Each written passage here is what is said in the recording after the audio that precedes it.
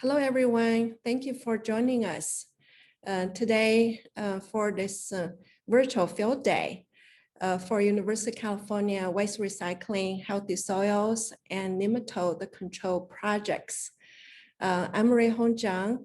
I'm professor at UC Davis in the Department of Biological and Agricultural Engineering. I am the principal investigator for two projects that will be presented today. And so I wanted to thank everyone for coming to join us, welcome you.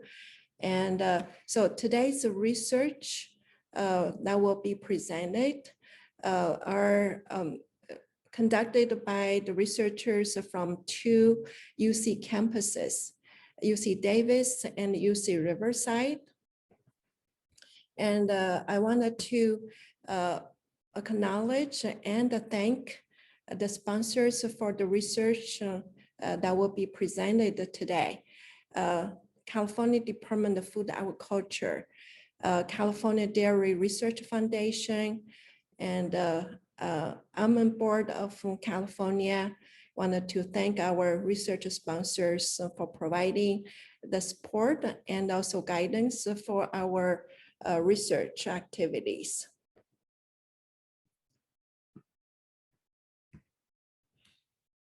And I'd like to introduce Hossein Idalati. Hossein is a PhD student, and he's the one you receive, most likely received the email invitation for today's field day.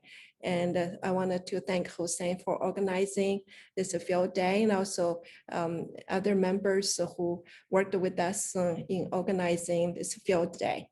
And Hossein and I will be serving as moderators for today's field day. And Hossein will be one of the presenters as well for research presentation. And just to go over a few comments here regarding today's field day. And today's field day will be recorded. We'll have a video recording that can be will be available to you. And so we're planning to post on the YouTube, and I send you a YouTube link later after our field day. And also we'll be sharing with those who cannot be here today. Okay, and during our presentations, and I would like to ask you to stay muted and until you're asked to speak. And what we planned a series of presentations, so we're hoping, planning to have a little break after each presentation to answer a couple questions. And then we'll save the questions, then the rest of the questions toward the end of presentations. And so if you have presentations, we'd like to ask you to type the questions in chat, and we'll be monitoring the questions in the chat, and I will pick questions in the order it comes in, hopefully, and then I ask our speaker to address the questions as we go. And again, in the end, we will have chance to answer questions and also have some discussion dialogue if time allows. And if during the QA session, if you wish to ask a question by speaking up, if you can raise your hand, use the raise hand function, I will be able to see you and I will be able to ask you to ask the question. And if you do have any questions or comments, and after today's presentation, you can email me. My email address is listed here. Today we have a wonderful program arranged to present the research that has been conducted, especially recently, for two projects funded by California Department of Food and Agriculture and their Research Foundation and the Almond Board. And so we'll have panel of speakers. I will be introducing them, and I will give the presentation, and the schedule is listed here on this slide. Okay. So next, I wanted to just have a quick overview of the two projects that will be presented today. The first project is titled The Production and Application of Compost and Pelletized Compost Products from Dairy Manure and Almond Woody Biomass on California almond orchards.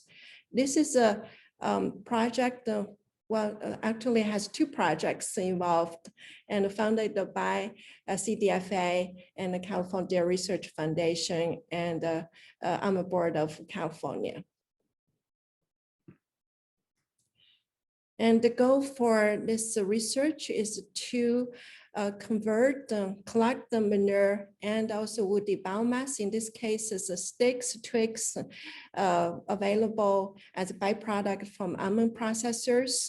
Collect those and use the technology to convert them into compost and pelletized compost products. Then we apply these products in almond orchard, and this is a 3-year project. We are in the third year of this project. The project will finish early next year. And today we'll be presenting our recent research activities and the findings for this project. We are planning to have a workshop in the fall and also early next year, February or so, we will be holding a final field day and for this project. Okay, if you can plan to attend, we will send the invitations out to you and hope you'll join us those times. And I wanted to acknowledge the co-PIs for this project, and Dr. Hamid Yomachet, Dr. Patrick Brown, Dr. Sad Kelsa, and Dr. Frank Lunar and Dr. Pramada Pandey. And a few, yes, they are here, and also wanted to thank and acknowledge the frontline research staff for this project. And Dr. Ika Chen, Dr. Tyler Barzi, Dr. Abdul, Hossein is finishing up his PhD, and so he is so Hossein Adalati, and also Alan Cho and others. I wanted to thank the collaborators, a number of collaborators who have provided a lot of support and involved in this project, especially Wickstrom Dairies and the Van Roller Orchards. The second project we'll be presenting is titled The Recycling Nut and Other Organic Waste. In this case, it's a food waste on farms. And we worked with the almond farmers and also walnut farms for sustainable nutrient management and the nematode control. And this project is funded by the Specialty Crop Program of California Department of Food and Agriculture. And the goal of this project is to take manure and food waste, and also the hulls, the byproducts from almond walnut farms and processors, and convert them into liquid, solid fertilizers, and through anaerobic digestion, and then we process digestate into fertilizer products. And then we take the walnut almond shells and to produce a biochar. Now we test the biochar and digestate products for their nutrient supply and soil properties, and also importantly, nematode suppression properties from these soil amendment biofertilizer products. And I wanted to acknowledge the co-PIs, Dr. Hamid Yomachet and Professor Brian Jenkins and Professor Andres Westphal. and also the frontline research staff, Jose Idelati, Caroline Bacodano, and Dr. Tyler Barzi, and Dr. Yike Chen. And we, as part of this field day, we'd like to conduct 2-minute surveys. And the first one is a pre-survey. At the end of our program, we'll do a post-survey. So we have a few questions for you to answer, and we really appreciate your feedback and for those questions. I think Jose has launched the survey. If you can go through, answer those questions, appreciate.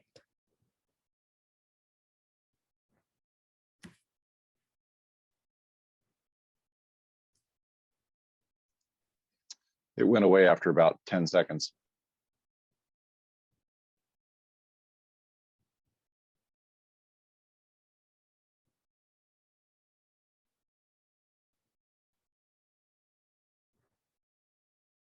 Is it working now?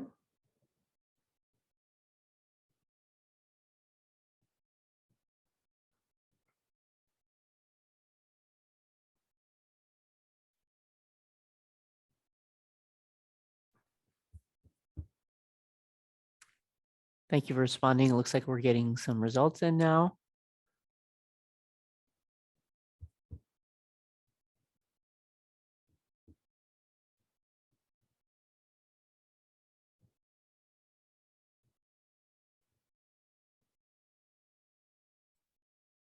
We're at about 12 out of 40.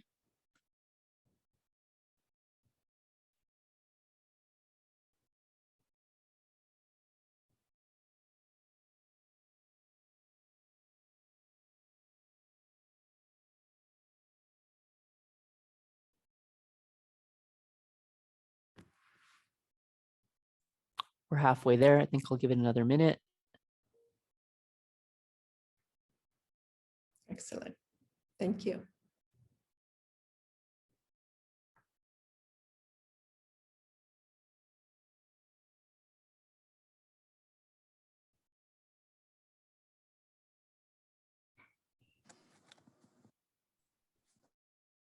Just trying to get the last 10 to vote. We'll give them another 20 seconds and then we'll end the poll.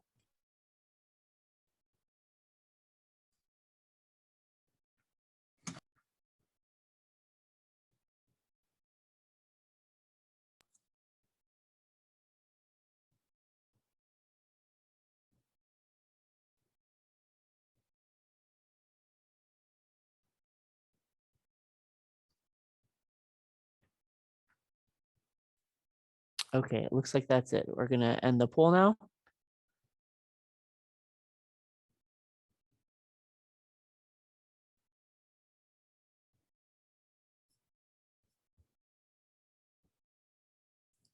Thank you, Jose. Let me know if you're ready for me to continue. Sure, yeah, we can continue. Poll is done. Thank you. Okay, perfect. Thank you so much for answering the survey questions. Okay, I will be introducing speakers. I will try to keep the introduction brief, and in the flyer, the program information we emailed you earlier, there are bios of our presenters. So if you can refer to that information, about our presenters today. So we'll keep my introduction brief so that leave the time for our presenters to present the research. And first, the panel of presenters are Dr. Yike Chen and Dr. Tyler Barzi, Dr. Hamed Mashed, and Hossein Idelati. They are the members of my lab, and they have been really working hard, especially this past year. And I wanted to thank them and kept the research going and still stay safe. And with that, I will go ahead and stop sharing and have them to present the research.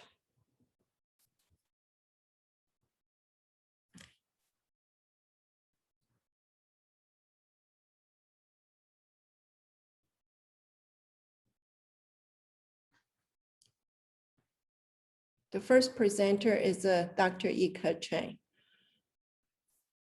Can you see my slides? Yes. Cool. Good morning, everyone. Yes, my name is Yike Chen, and I'm a postdoc in Professor Ruihong Zhang's lab. And thank you, Professor Ruihong Zhang, for the introduction.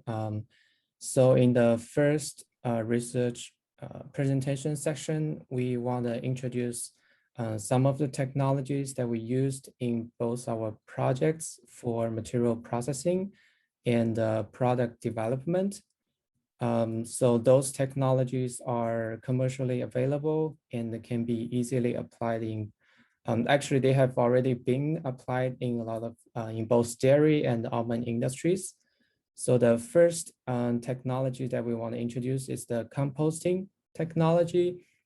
So one of the objectives of our Healthy Soil project is to produce compost products from dairy manure and the almond processing byproducts.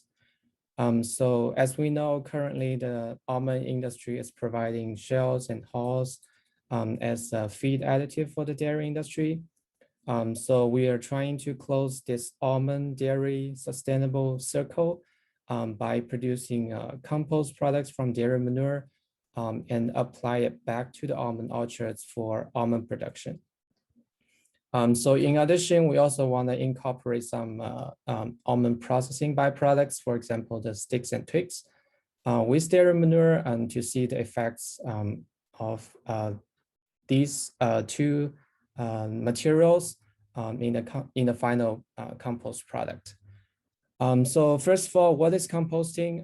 It is a biological process of recycling organic waste to produce fertilizers or soil amendments that is stable, free of pathogens and plant seeds. Why do we want to use compost? So the benefits of composting include one, to reduce organic waste, and to mitigate methane emissions by diverting those organic waste from landfills. And it can also improve soil health, soil fertility. And the research found that the compost products normally have higher water holding capacity, which will also help with the water conservation. So the next step, how do we compost? So typically there are several design parameters during composting. One is the carbon to nitrogen ratio. The ideal range should be around 25 to 35 by weight. And then if the CN ratio is too low, ammonia gas is emitted.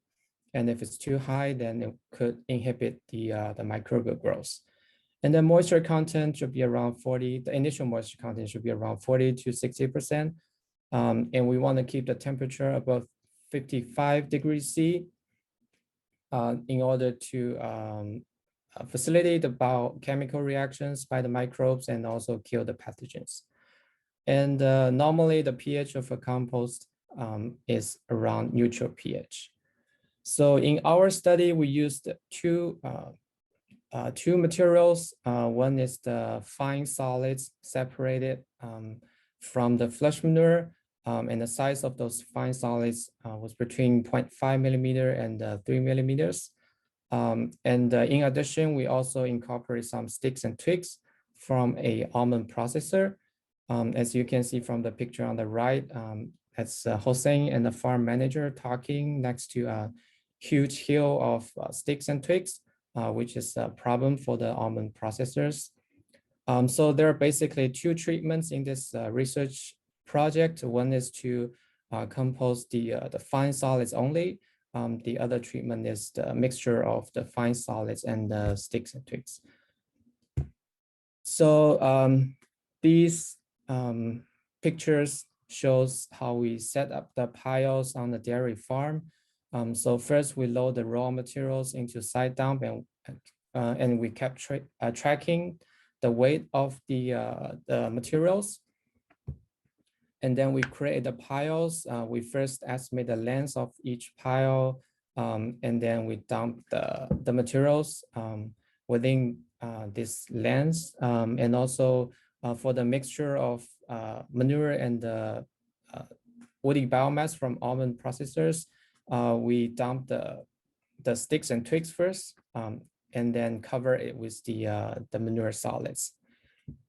And then also we turn the piles immediately to shape, aerate, and mix them.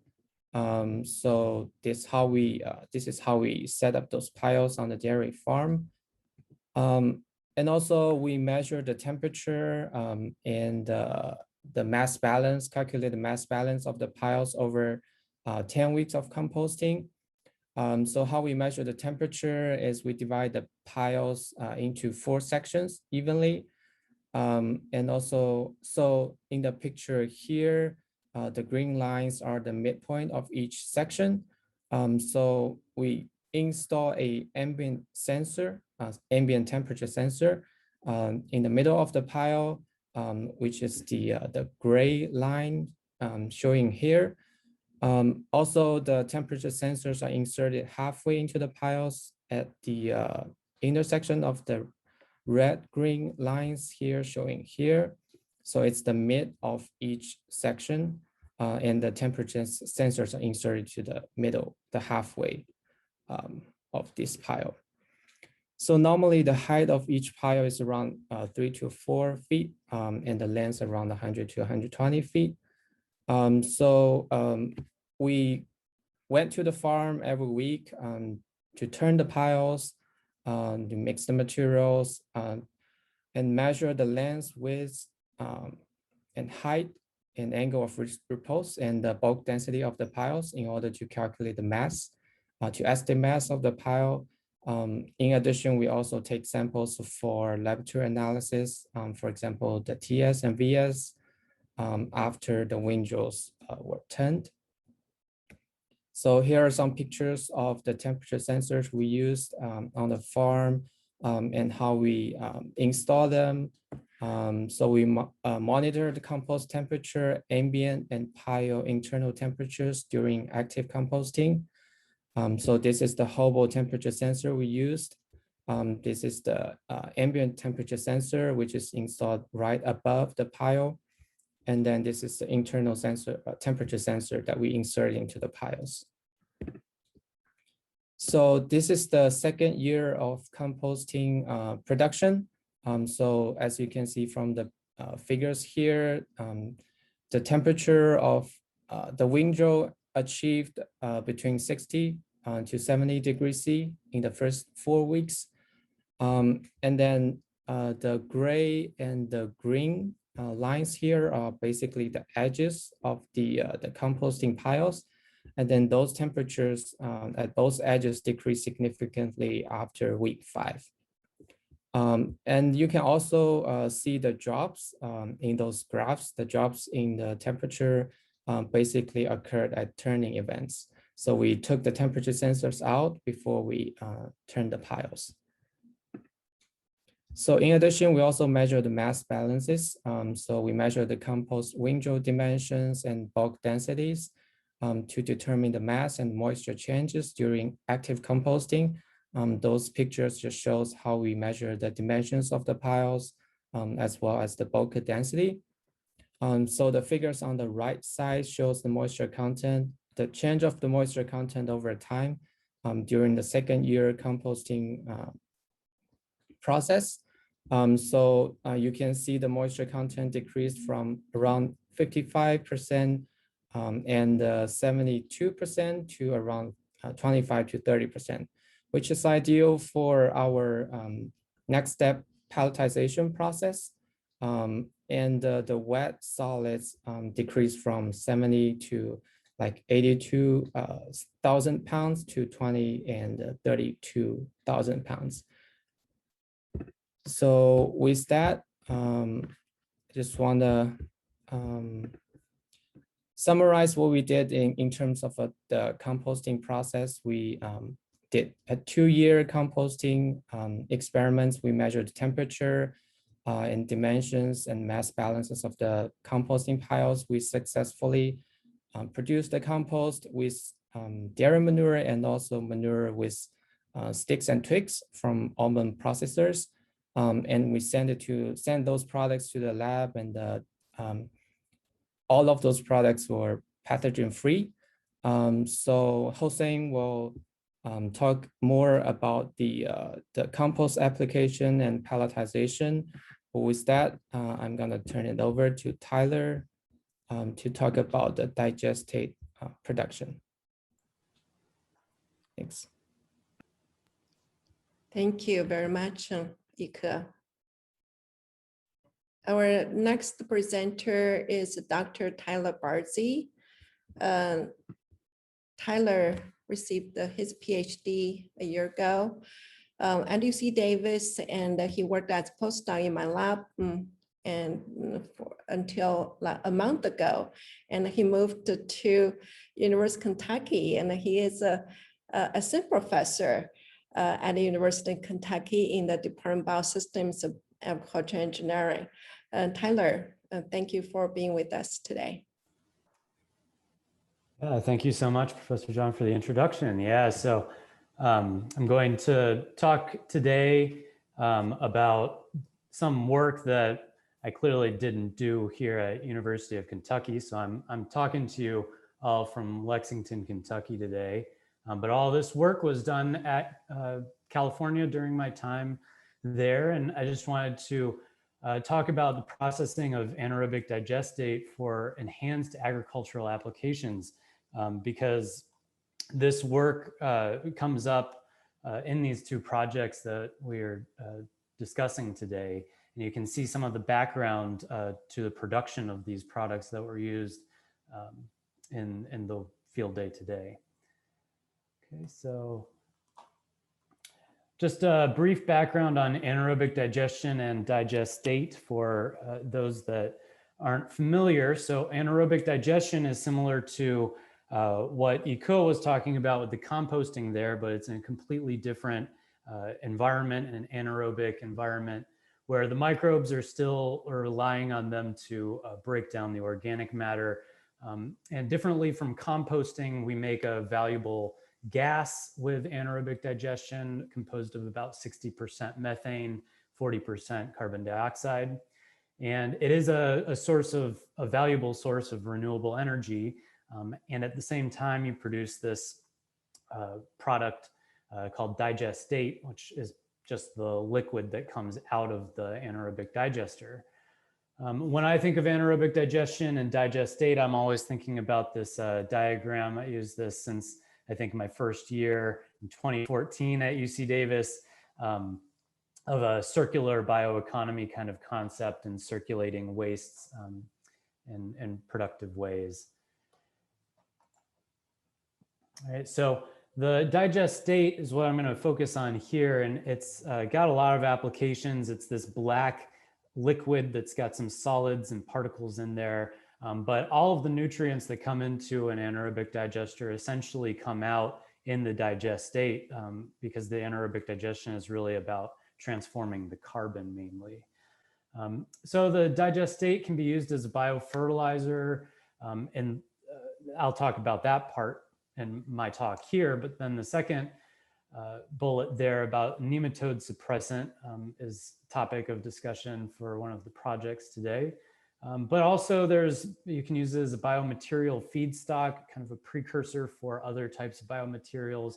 And there's many other applications. I think we're just kind of skimming the surface of the potential of this material right now. So I want to give a little plug to the UC Davis Anaerobic Digester here, which is one of the main feedstocks that appears in the work here that you'll see. And so this is the anaerobic digester that opened on Earth Day in 2014 on the UC Davis campus. This is treating the food waste from the campus cafeterias, grocery stores, and food processors in the area to generate renewable energy and biofertilizer. And in the projects that I'll talk about today, they were previously funded by CDFA and the California Energy Commission, basically looking at how we can process and utilize digestate. So take it through some coarse filtration, membrane filtration, drying, storage, pelletizing processes, and use it to, what you see at the end here, cultivate things like microalgae and crops like tomatoes and corn. I'm only going to talk about one specific portion of this today just for time, but just lots of applications for this and the process we came up with. So the first thing is about creating customized biofertilizers. So the concept of this was that we can take that digestate, which is a liquid I mentioned has all these solids, particles of different sizes containing different nutrients and things, and we can separate those particles into their fractions, and then take all of those fractions and combine them in different types of mixtures. And of course, when we do this, we can create products with desired characteristics, because we know certain farmers and certain applications are going to require vastly different either mixtures of nutrients or vastly different forms of that product for using it as a fertilizer. So for instance, when we were working with growing the corn, we were working with a different form of the digestate or a mixture of the digestate than when we were growing, say, microalgae. We need different things for that. So if you want to learn more about the graphs on the right here, this is about how the different digestate materials react with different mixtures. You can read more about that in our published study, which is coming out in August here in Transactions of the ASABE. So that work was done mainly on the lab scale in about 500 milliliter batches. But one of my favorite things when I was at UC Davis was how we could scale this up. And from a grad student's perspective, I think that was one of the coolest parts of the work that we did. So we scaled it up to pilot scale, up to 3,800 liters per day, rather than 500 milliliters per batch. Some pretty big equipment there, and actually got to deliver this to crops in industry relevant farm scale experiments. And I'll just touch on one specific experiment that we did that I thought was pretty exciting later on. All right, so the first part of that diagram I showed before was about the coarse solid separation. And here, how we did this was basically took these totes of digestate, 300-gallon totes that you see in the box there, lift them up on a forklift, and then deliver that material down to the top of a vibratory screen separator. It bounces around and separates out the particle sizes that we want. And the liquid that flows through that membrane, we would take over to the membrane filtration system. And then the solids that came on the other side were collected in a solids bin. We could further combine those with other parts. We could dry it down, did many things with the various fractions that you see on the screen. What I'm going to talk about next is the liquid that came down in that tote below that went to a pilot scale membrane filtration system. This was developed from BKT FMX, which is a very interesting anti-fouling filtration unit. Has these impellers that rotate around rapidly over the stacks of membranes to make turbulence and basically sweep the material off of the surface so that it can handle materials like digestate, which would rapidly foul any other type of membrane. So you see two different types of membranes on the screen here. The one on the right is a subpilot scale, or it was still a pilot scale, but compared to the one on the left, it was quite small. And this was over 2 years that we played around with both of these and really dialed in the process for this.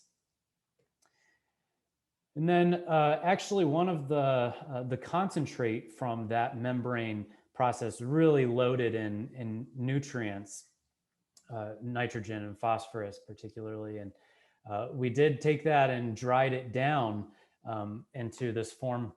So here's a fun picture of me as a grad student agitating the drying pond of digestate.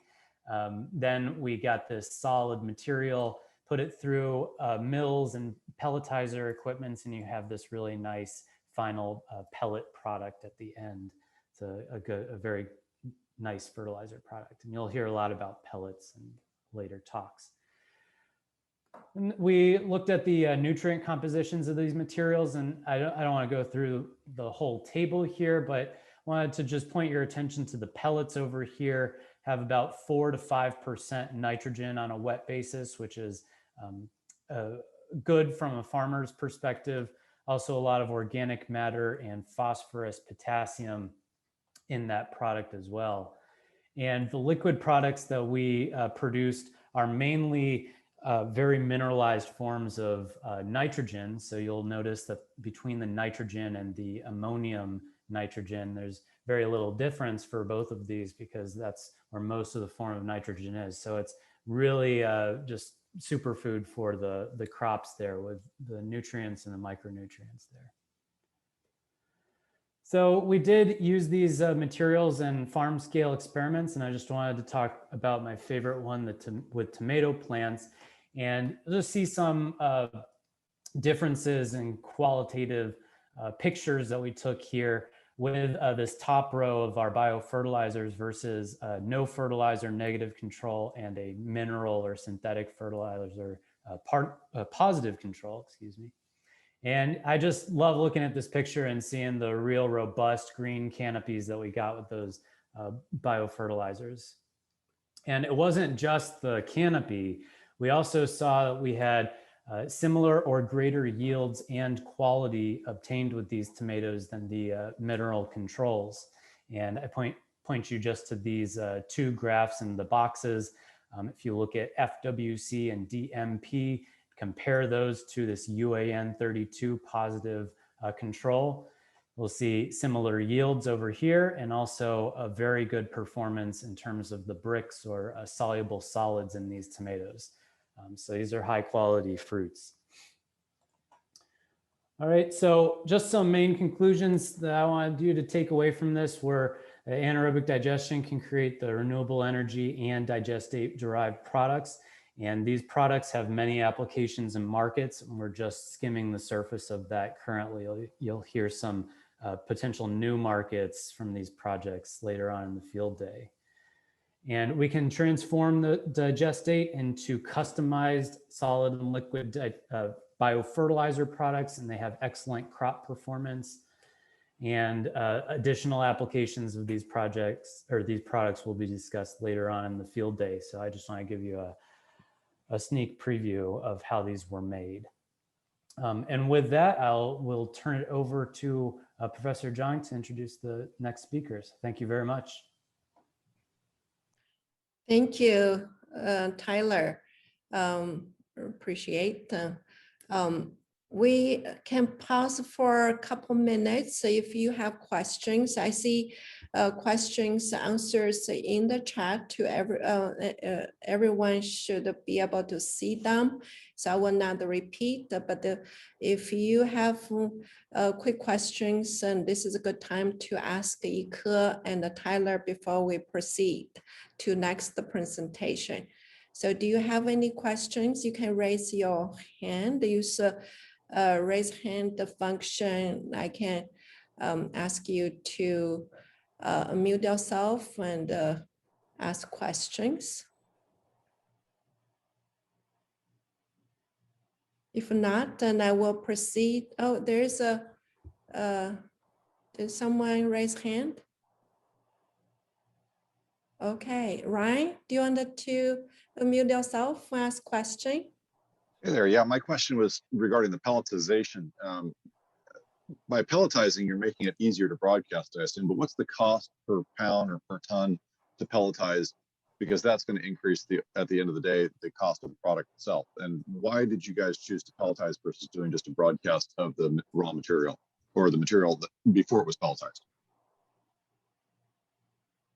That was an excellent question.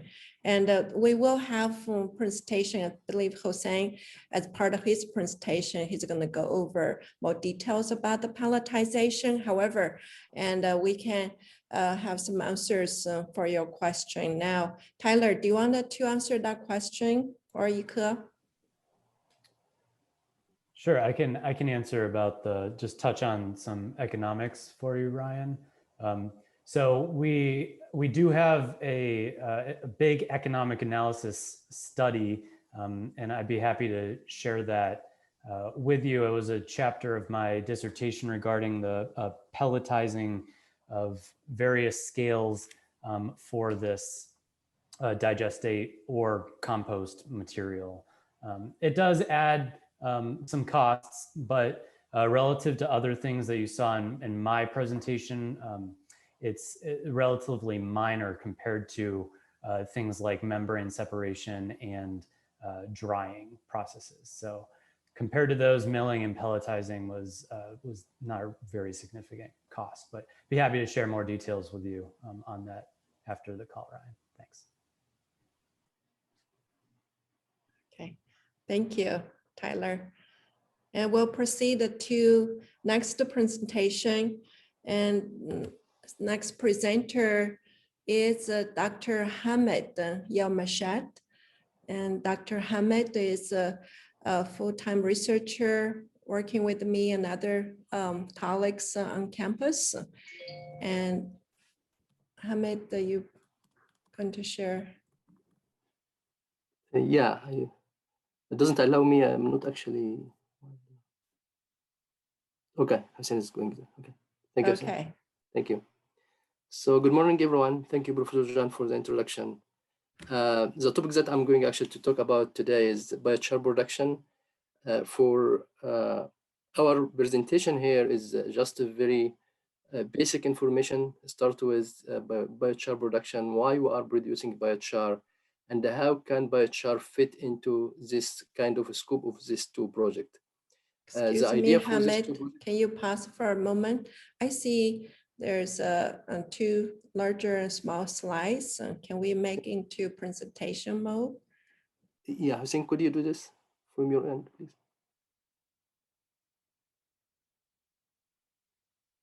So that people can see your slide more clearly. Okay, thank you, Hussein.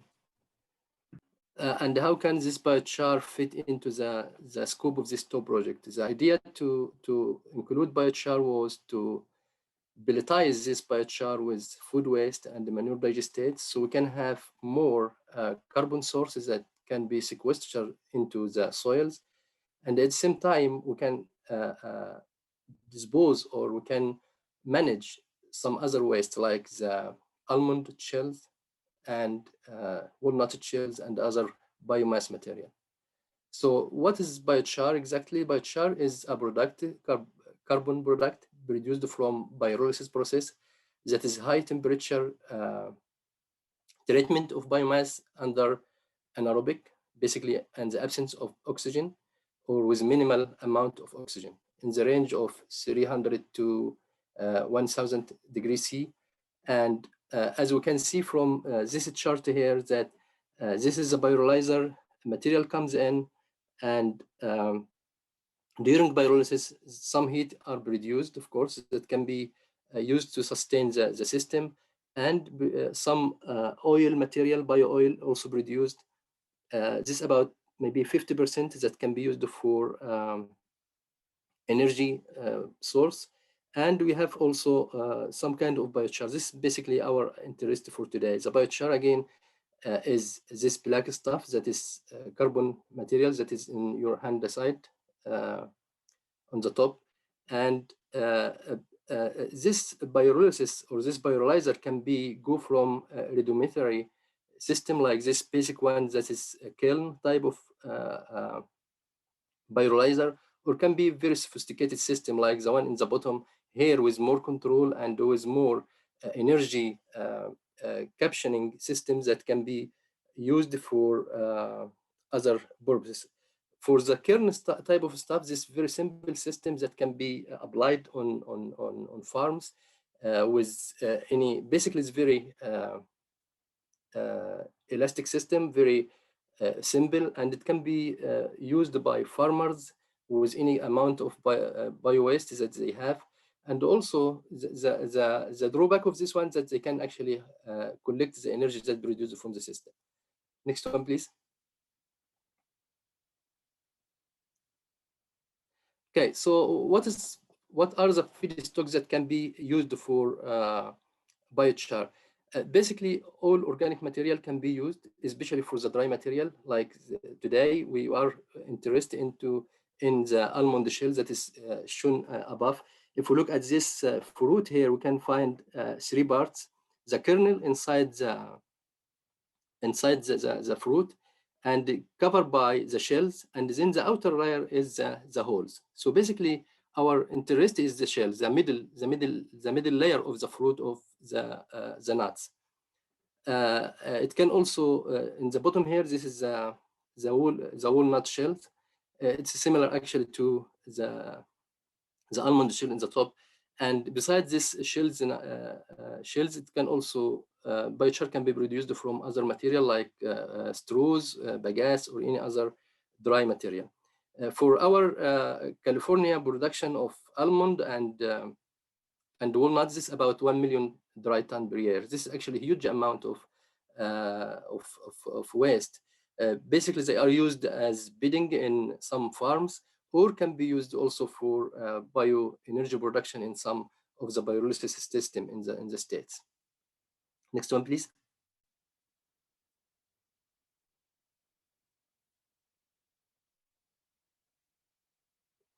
Okay, if we look at the biochar applications, we can find many applications for biochar. For our application today is for soils.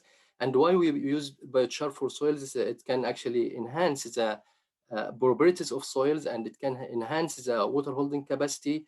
It also can be sequester carbon dioxide from the atmosphere.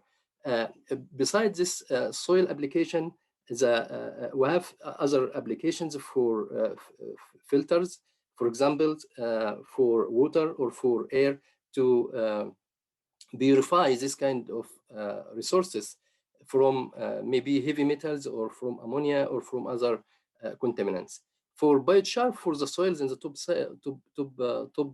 figure, we can find a lot of benefits. It can be enhance again. It can enhance the soil properties. It can enhance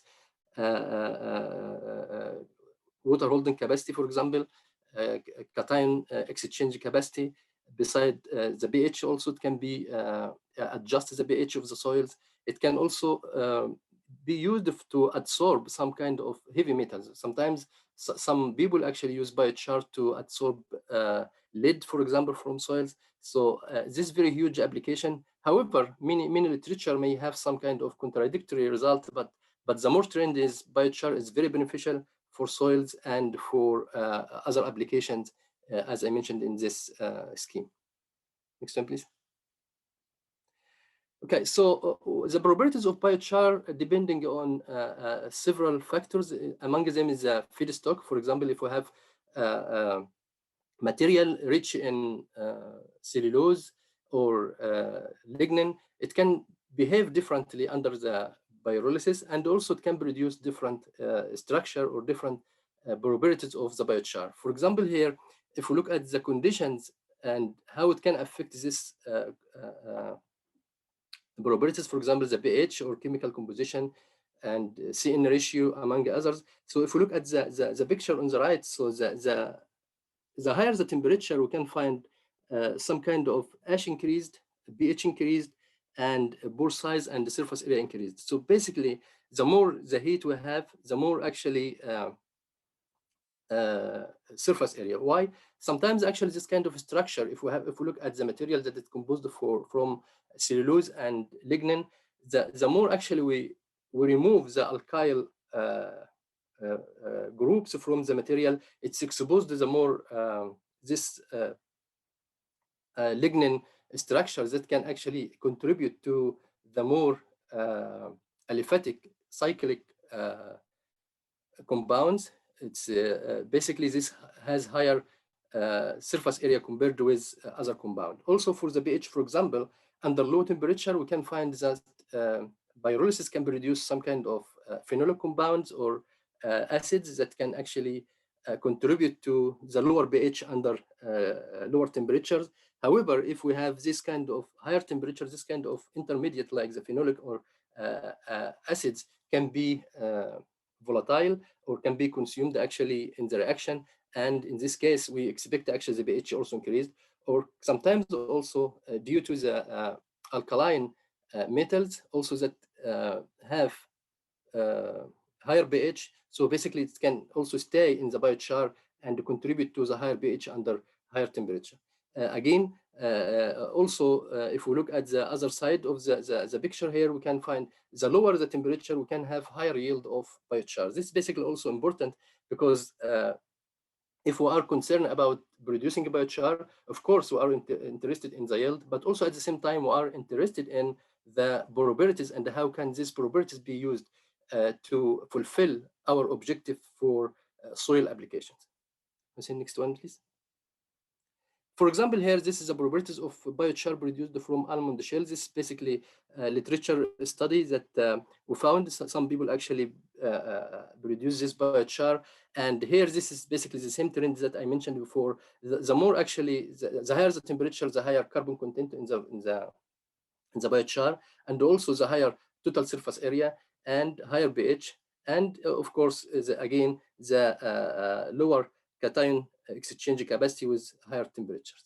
So again, this is just application of this knowledge here, just to get some kind of numbers for perspective. What did we do for this project? Next one, please, Hassan. So the idea, again, the idea was for producing this kind of pelletized product from biochar and digestate for land application. To produce enough material, we use this kind of kiln here. And on the left-hand side, this is basically a barrel that contains about 120 to 140 pound of almond shells. It has some kind of chimney in the middle just to increase the surface area for air exchange in the beginning of the reaction. Basically, we start this reaction here for maybe 10 minutes, and then after this 10 minutes, we can find this kind of after the ignition start for the second picture, please, Hussein, on the right. So basically, this kind of reaction here takes something like 10 minutes, and then after this 10 minutes, we closed the kiln for about one hour to maybe 1.25, about 70 minutes, and then we cool down for about also 1 hour more. So basically, the idea here is just to produce enough material for the greenhouse applications that Dr. Westphal will talk about in later. So the idea also, again, this is just a simple system that can be applied by farmers on their backyard maybe, and produce this kind of amount of enough material for our application on the right-hand side on the top. We measured the amount of almond shells that we used in the beginning and the biochar yield at the end, and this is about 37% of the biochar yield. We have some samples we are going to analyze to see how this kind of simple system affects the composition of the biochar and compared with the controlled conditions that we also tried in the lab. Next one, please.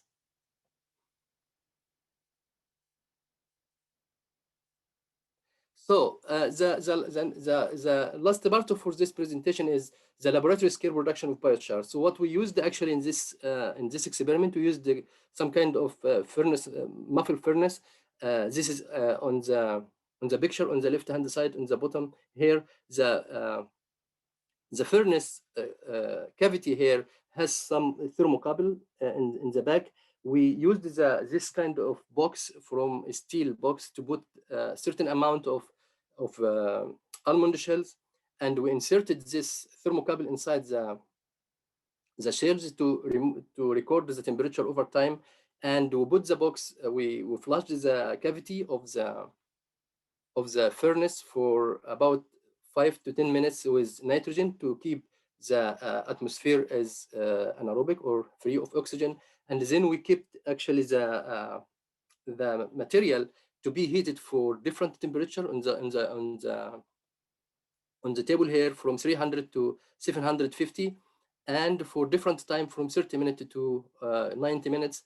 And also we tested the moisture, the effect of moisture content of the shells. So as you can see from this table, the temperature, of course, has a significant effect on the yield and also the retention time or the heating time. Also, the moisture content may be still, actually, we need actually to analyze this data more and to see how significant each of these parameters on the yield. The biochar actually shown on the left here, this is basically the final product as example of the material that we produced. From this one, I would like to end here. Again, we are going to analyze this material for different composition and different properties, and we'll compare between this and the kiln experiment. With that, I would like to end up here and give it the floor to Dr. Mustafa. Thank you very much. Thank you, Hamed. Appreciate. So there are a couple questions that are in the chat haven't been answered yet. So one, I'm just going to pick out the questions that relate to the biochar. There is a question from Ryan. Is there significant difference in the half-life of the biochar created at 300 degrees C versus 1,000 degrees C? Hamed, do you want to answer that question? Yeah, that's a good question, actually. I don't know the exact answer because basically the lifetime actually of biochar, it can last for maybe 100 years or more in the soil. So, but actually I don't have actually exact answer for this one, but probably because more actually stable carbon under higher temperature, it can be actually last more in the soil. But to give actually exact number, I can't actually give the exact number, but actually theoretically, yes. What next one? Okay, good. So there's another question. It's from Dr. Steve Kafka. And his question is, did the lower temperature pyrolysis produce oils and other liquids that contain the carbon? So I think relate to the process you use. Besides biochar, what else is produced? Yeah, for our yeah, theoretically, yes, it can actually produce oil and maybe a little bit of gas under lower temperature, but still actually for our application, we didn't capture any of these. So basically this very small experiment, we didn't actually count for the energy produced from this experiment. Okay, thank you. And also we did work with the commercial biochar or gasification company and in our project. So for in that case, it's a gasification and the gas is produced for energy use, and the biochar is produced, which we took a biochar evaluated its properties. Okay. Yes, gas, liquid, depending on the conditions, the temperature, and yeah, temperature, other conditions controlled in the gasification pyrolysis process. Okay. Thank you. Okay, with that, we will proceed with the next presentation. And the next presenter is Hossein Idalati. Already introduced him, and he is working on his PhD and has been one of the leading researchers on both projects. Hossein? Thank you, Professor Zhang. So I'm going to talk a little bit about pelletization application of dairy manure and almond processing byproducts, specifically composted dairy manure and composted dairy manure co-composted with sticks and twigs from almond processors. I'll be continuing kind of where Ika left off early on in the talk, but just to start off, you know, let's ask the question, what is pelletization? And simply it's a process where smaller particles can be formed into larger pellets. It's accomplished by, there's various techniques used to do this, but one of the simplest is using a flat die pellet mill, which was used in this work. It's often used in feed operations. So what's the motivation for pelletizing? It can increase bulk density, it can improve storage, handling, and application of materials, and it can reduce dust generation, and it can be attractive for higher value markets. So I wanted to, and maybe this is a good time to actually show the pelletizer in action. Let me find a screen that has that video.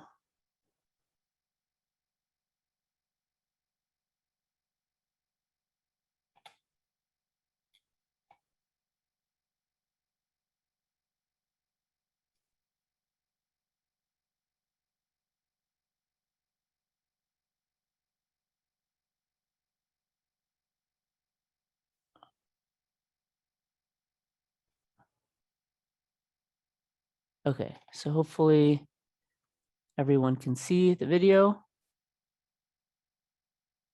And this is just a video of the flat die pelletizer that we had on the dairy. This is a video of us pelletizing manure stick compost that was composted for about 10 weeks and then left to mature for about 2 months, 2 to 3 months after that. You can see the pellets coming out. I've currently taken the hopper off so you can see the actual auger spinning and pushing the material through. We had a screen just to separate fines from the pellets themselves.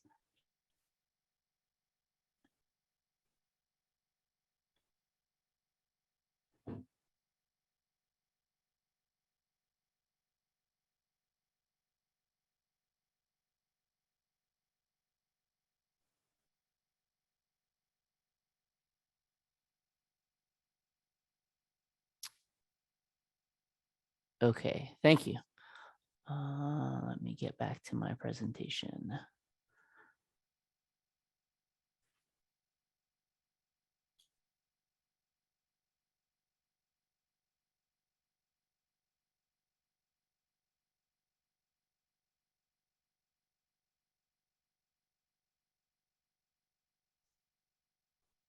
Sorry, it's complicated when you have so many windows open, trying to share different screens, but I do my best. So to go back to what Ika was talking about, so in the Healthy Soils Project, what we were primarily looking at doing is taking dairy manure, composting it, but also taking sticks and twigs, which are plentiful at the processor, and getting some of those sticks and twigs that are separated in the process of dehulling and deshelling, and bring them back to the dairy, co-compost them with manure, and then to test both of those products, so treatments 1 and 2, manure compost, manure stick compost in the orchard, but also to pelletize them and also test those in an orchard study where we're applying them back to orchards. To give you an idea of what these pellets look like in terms of composition, the bulk density of the manure compost increases by about 2-fold after pelletization. The bulk density of the manure stick compost increased by about 1.5-fold. The stick addition obviously adds some carbon, which is something we wanted. The stick addition to the manure compost increased C/N ratio from 17:1 to about 24:1. And then the pelletized manure compost, when you add sticks, the pelletized increases from 17:1 to 20:1 C/N ratio. It was interesting to see that electrical conductivity decreased after pelletization, but after adding wood, but it increased with pelletization. In terms of the NPK, the NPK of the manure compost and the pelletized manure compost was 1.25% nitrogen, 0.35% phosphorus, and 0.9% potassium. And for the manure stick compost and pelletized manure stick compost, it was about 1.2 and 0.8. And these products were all applied in the orchard at a rate of 4 dry tons per acre. So in terms of the nutrients that are actually applied, that would be 100 pounds of nitrogen, 28 pounds of phosphorus, and 72 pounds of potassium in terms of the manure compost and the pelletized manure compost. And in terms of the manure stick products, it was an 84, 18, 60.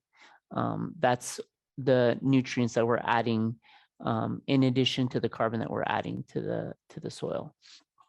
The experimental design for the study is as you can see, each plot, each of these blocks has 2 rows of experimental trees with about 8 trees. So each block has 16 trees. We applied these in an orchard in Hilmar on an orchard with Independence variety trees and at a rate of, like I said, 4 dry tons per acre. In terms of the actual applicator, you can see it on the left. We calibrated the applicator by basically simulating tree runs. The applicator can actually be dialed in, but because we were working with an applicator that applied both ways and we had to plug up one side, we ended up having to do this kind of manual calibration. So we simulated application on true trees. We applied the pellets onto the tarp. We obtained the initial and the final applicator weight, and that kind of gave us how much our application rate would be. This is just a quick animation of what the broadcasting of the pellets looks like using the applicator. And for those of you who attended the last talk in March when we had our first field day, I talked a little bit more about the actual pelletization.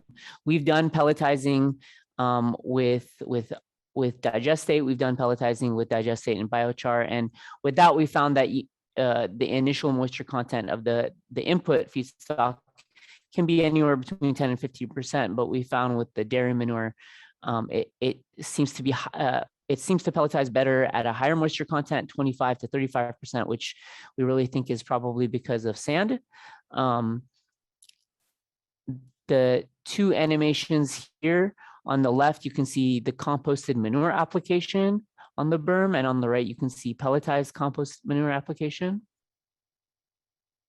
So these were applied both in 2020 and 2021. This was a 2-year study, and we finished the 2nd year of application this past February.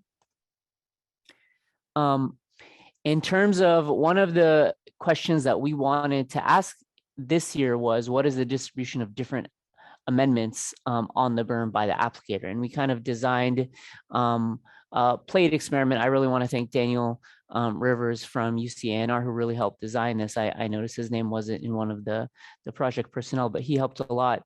And he works closely with Dr. Hausa. But basically, we wanted to see, when we apply, what's the distribution that we're getting. So we kind of came up with using these plates to try to measure and see what that distribution looked like.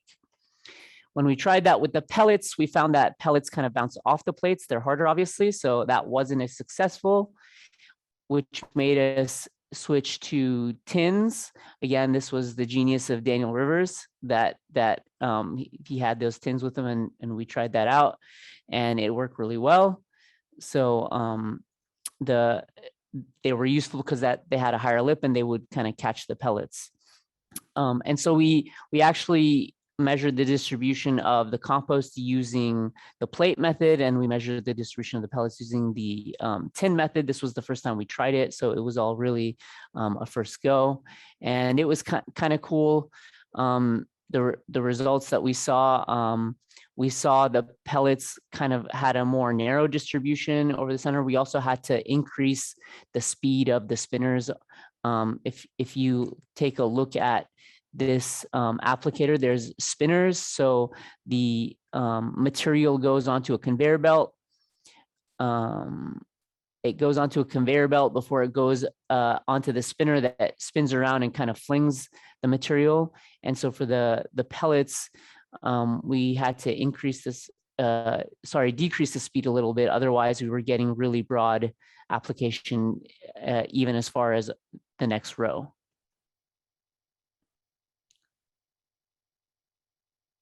Sorry, I'm going backwards.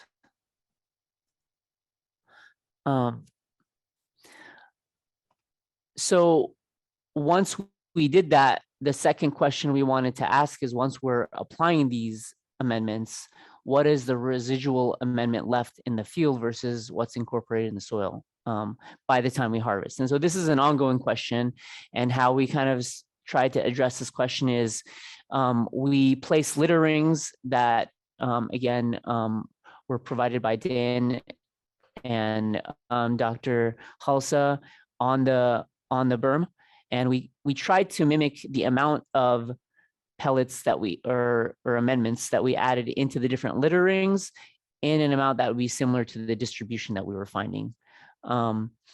And so you can see kind of this is the set distribution that we ended up using. So the litter ring in the center is getting about 60 grams dry basis per litter ring, and then as you go out, it's 40, and then the next one gets 20, and then 5 feet out on the berm, we're putting about only 10 grams. And you can see on the right, there's a picture of what that kind of looks like. So this is an ongoing question. And the next month, we'll be collecting these litter rings kind of to try to answer this question. We'll also be doing some soil sampling, and I'm sure many of you have questions about soil, but a lot of the soil samples that we're collecting, we're collecting and waiting for the end when we do the final soil sampling after 2 years, and we want to kind of get all the samples together and measure them. Then that's kind of be the moment of truth to tell us, how much carbon sequestration did we get in the soil over the 2 years of application. Other ongoing field measurements that we've done in this project are we've done soil amendment quality safety. So we've been taking soil samples at harvest and every 6 months. Post-harvest, we've been also taking soils to measure pathogens, E. coli and Salmonella. We've been doing tree health and almond quality and safety measurements. So we've been doing tree circumference measurements every winter. We took almond yield from 1 tree per plot last September, which we didn't see any differences after 1 year of amendment application. And we also took samples of the almonds to measure E. coli and Salmonella. And again, as Ika said, in terms of the amendments themselves, we did not detect E. coli, Salmonella, or pathogenic E. coli. We've also been monitoring soil emissions once a season, measuring CO2, methane, and nitrous oxide from the soil using static chambers. So this just covers ongoing and future work. We're kind of in the tail end of this 2nd year. The composting experiments are done. Pelletization experiments are done. Data is being analyzed. In terms of field work, we'll be soil sampling at harvest in about a month, and then in 6 months, kind of in October, November again. We'll be doing soil measurements in the fall and winter. We've already taken them for the spring and summer, and amendment application is done, but the residual experiment is ongoing. We'll be hopefully analyzing all this data and writing up reports and manuscripts. We'll also have a workshop in the fall and another field day next winter. So we're kind of running 15 minutes over, but if you have questions, feel free to answer.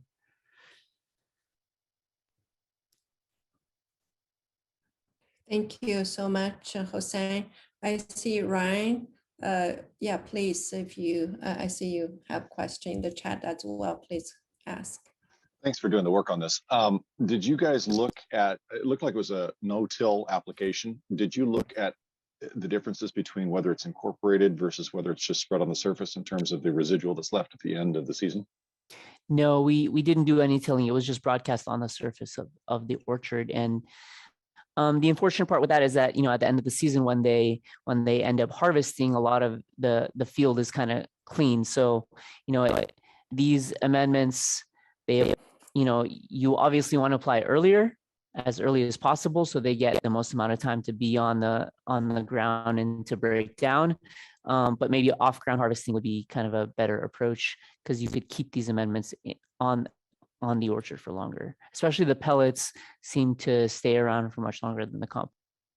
One of the things that we've experienced with pelletized product is that it lasts longer than broadcast product, but it will volatilize off if it's not incorporated. And so the struggle is going no-till or very, very low-till versus more aggressive tilling to get it incorporated and actually make it part of the soil versus having it volatilize away. So I just didn't know if you looked at that at all, but I appreciate your feedback.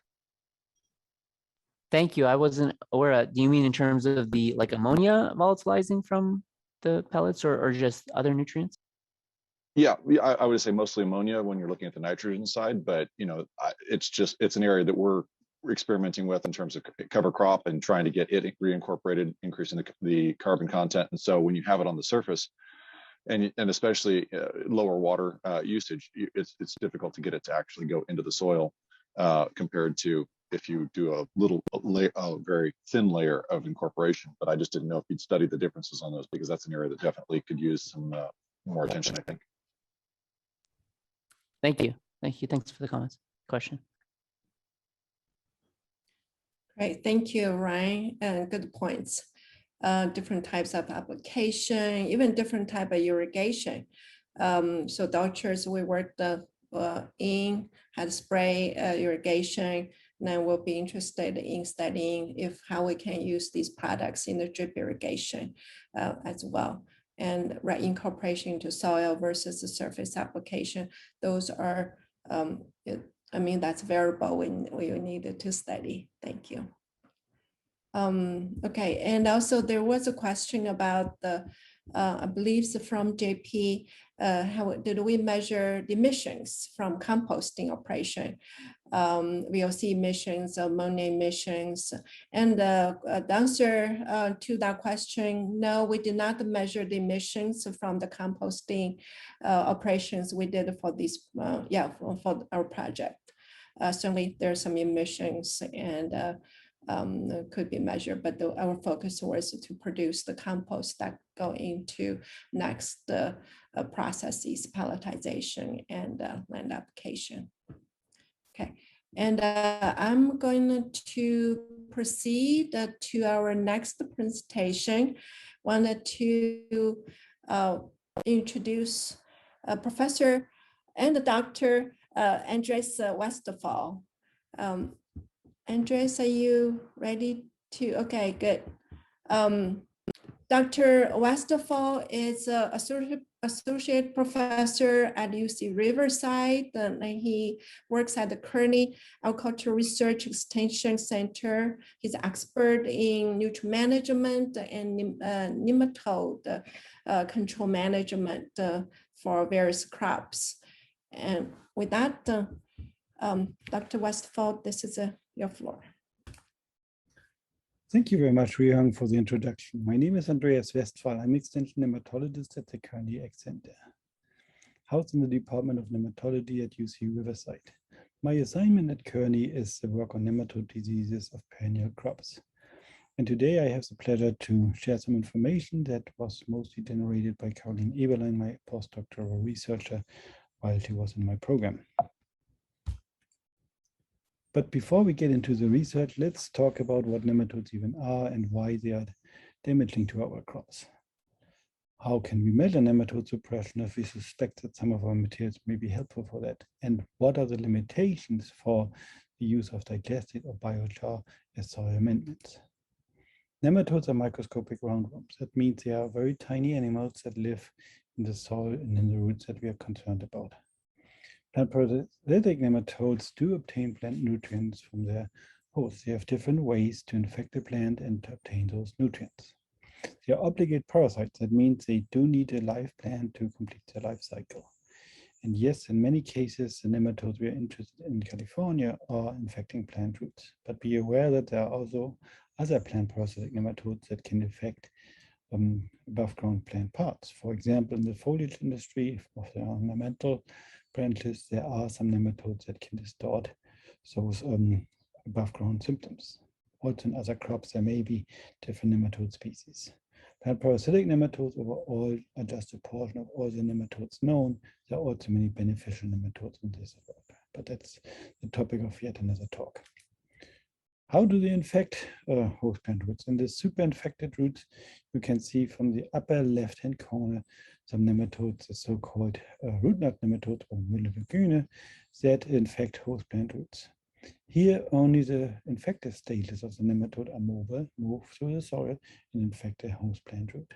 Once in the roots, it establishes a so-called feeding site where the nematode then becomes sedentary and just stays at the location. Goes through several molds and starts producing new nematode eggs depicted on the backside of this pear-shaped nematode female.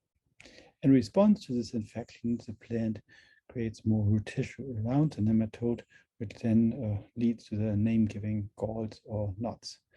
So this nematode is reasonably easy to identify, or at least first to suspect. The second nematode is on that center root, also at the upper part of the root, patulentius or root lesion nematode. These are nematodes that can live in the soil, but foremost go through the life cycle within the root tissue. Once invaded into the roots, they meander around in the root, feed on different cells, move on to feed on more cells, and that way in high numbers can cause some lesions, the name-giving lesions, because those plant cells collapse and become what we call necrotic. On the upper right-hand corner, you see a nematode stuck from the outside on the root tissue. This ring nematode, so they have annulations on the surface, which are the name-giving structures. These nematodes only feed from the outside on the roots and never fully enter the root system. So they feed on small roots and destroy those roots in many parts, and that will cause damage. Those upper three most prevalent nematodes in nut crop production are the most notorious damaging soil-borne pathogens of many of our tree crops. When are the plants most vulnerable? So you see on the left-hand side a tree that was just planted, a bare tree put into the ground and cropped back, just like typically done in this first part of the year. And you can imagine this plant goes through a tremendous planting shock because it needs to make now new roots. It needs to obtain nutrients and water. And you can imagine that any plant parasitic nematodes being present has very high damage potential on these tender roots that are just evolving and try to help the plant to go through this transplanting shock. On the right-hand side, you see a more mature tree that has some sense of field resistance because the root system is much larger and more compensation for nematode damage in certain parts of the root systems are possible. But we should avoid the idea that a plant can outgrow nematode problems because, as I mentioned, nematodes are obligate parasites. So the better the plant, the better for the nematode. Nematodes are also a big problem in perennials because they're deep inserted in the ground. Here you see the nematode densities from 0 to 4 feet depth in 1 foot increments, and you can see that these three species have very different distribution pattern. For example, in this particular field, ring is only in the top 1 foot. Citrus seems to be somewhat uniform throughout the soil layers, and only pin nematode has very high population. As a matter of fact, the highest population at a 3 to 4 foot depth. Why is this so critical for us? Well, any control measures that we use need to consider this, because a tree after about a year or maybe sooner can grow into these different soil depths and that way expose itself to the nematode infection. And also to some extent, nematodes can move within the soil profile and may seek out host plant roots which are higher in the soil profile. Similarly, it's very important for our sampling strategies how deep we sample. If a field has just come out of an orchard, it's very likely that if nematodes are present, that we find it in the upper 2 feet of soil. So the typically done soil sampling at 18 inches is quite appropriate for those circumstances. If the soil has been fallow for many years, several summers at least, then the likelihood of detecting nematodes at these shallow layers is lower because quickly drying soil is not a good habitat for plant parasitic nematodes. But in those soils, nematodes have greater insertions here, for example, 3 to 4 feet, will still withstand those fallow periods, and that will be the preliminary inoculum for a newly planted tree crop.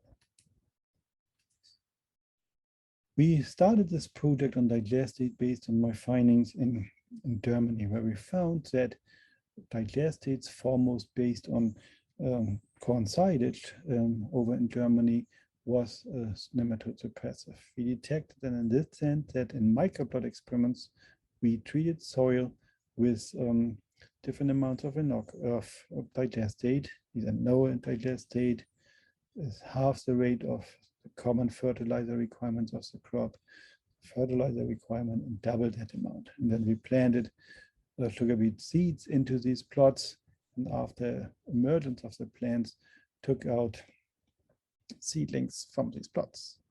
And you see root penetration when there was no amendment made was fairly high. If we put some amount of digestate in there, the numbers were lower. They were even lower at the regular fertilizer rate, and then lowest at a double the fertilizer rate. In comparison to these digestate amendments, we put the synthetic fertilizer equivalent at each of those rates as well. And you see on these triangles that there is no reduction of nematode infection when these amounts are being used. On the flip side, the canopy of these sugar beets grew much better. So with increasing amounts again of the digestate, plant growth improved greatly from no amendment to twofold the fertilizer rate. And that didn't happen when the synthetic fertilizer was being used, where there was some increase with higher growth, but not as dramatic as with the digestate amendments. Based on that, we initiated projects here in California, but realized quite quickly that organic substrates are not really the same from one set to another. For example, food waste or dairy manure can be very different in constitution when they go to the digestive system.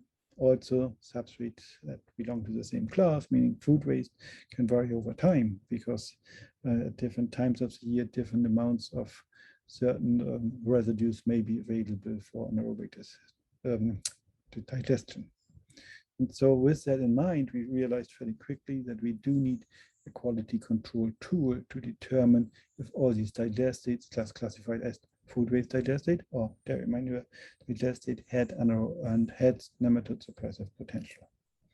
So we use this Swedish bioassay depicted here, where we use these small containers, either tubes, or we use these little cups filled with some test soil that was infested with a specific nematode. This particular nematode likes to feed on radish roots, so we treated our soils with either non-treated, so with water, with liquid food waste digestate, or with abamectin, which is a synthetic nematicide. We seeded our radish in there and then incubated for roughly 4 to 5 days, and did that in different growth environments, either in the growth chamber incubator, or in the greenhouse, or under laboratory conditions. And we also used 2 different nematode life stages for inoculation, either the infective stage or the survival stage of the nematode. You can see after 4 days, we had a little seedling like shown here. We could recover that from the pot and stain the root for nematode detection.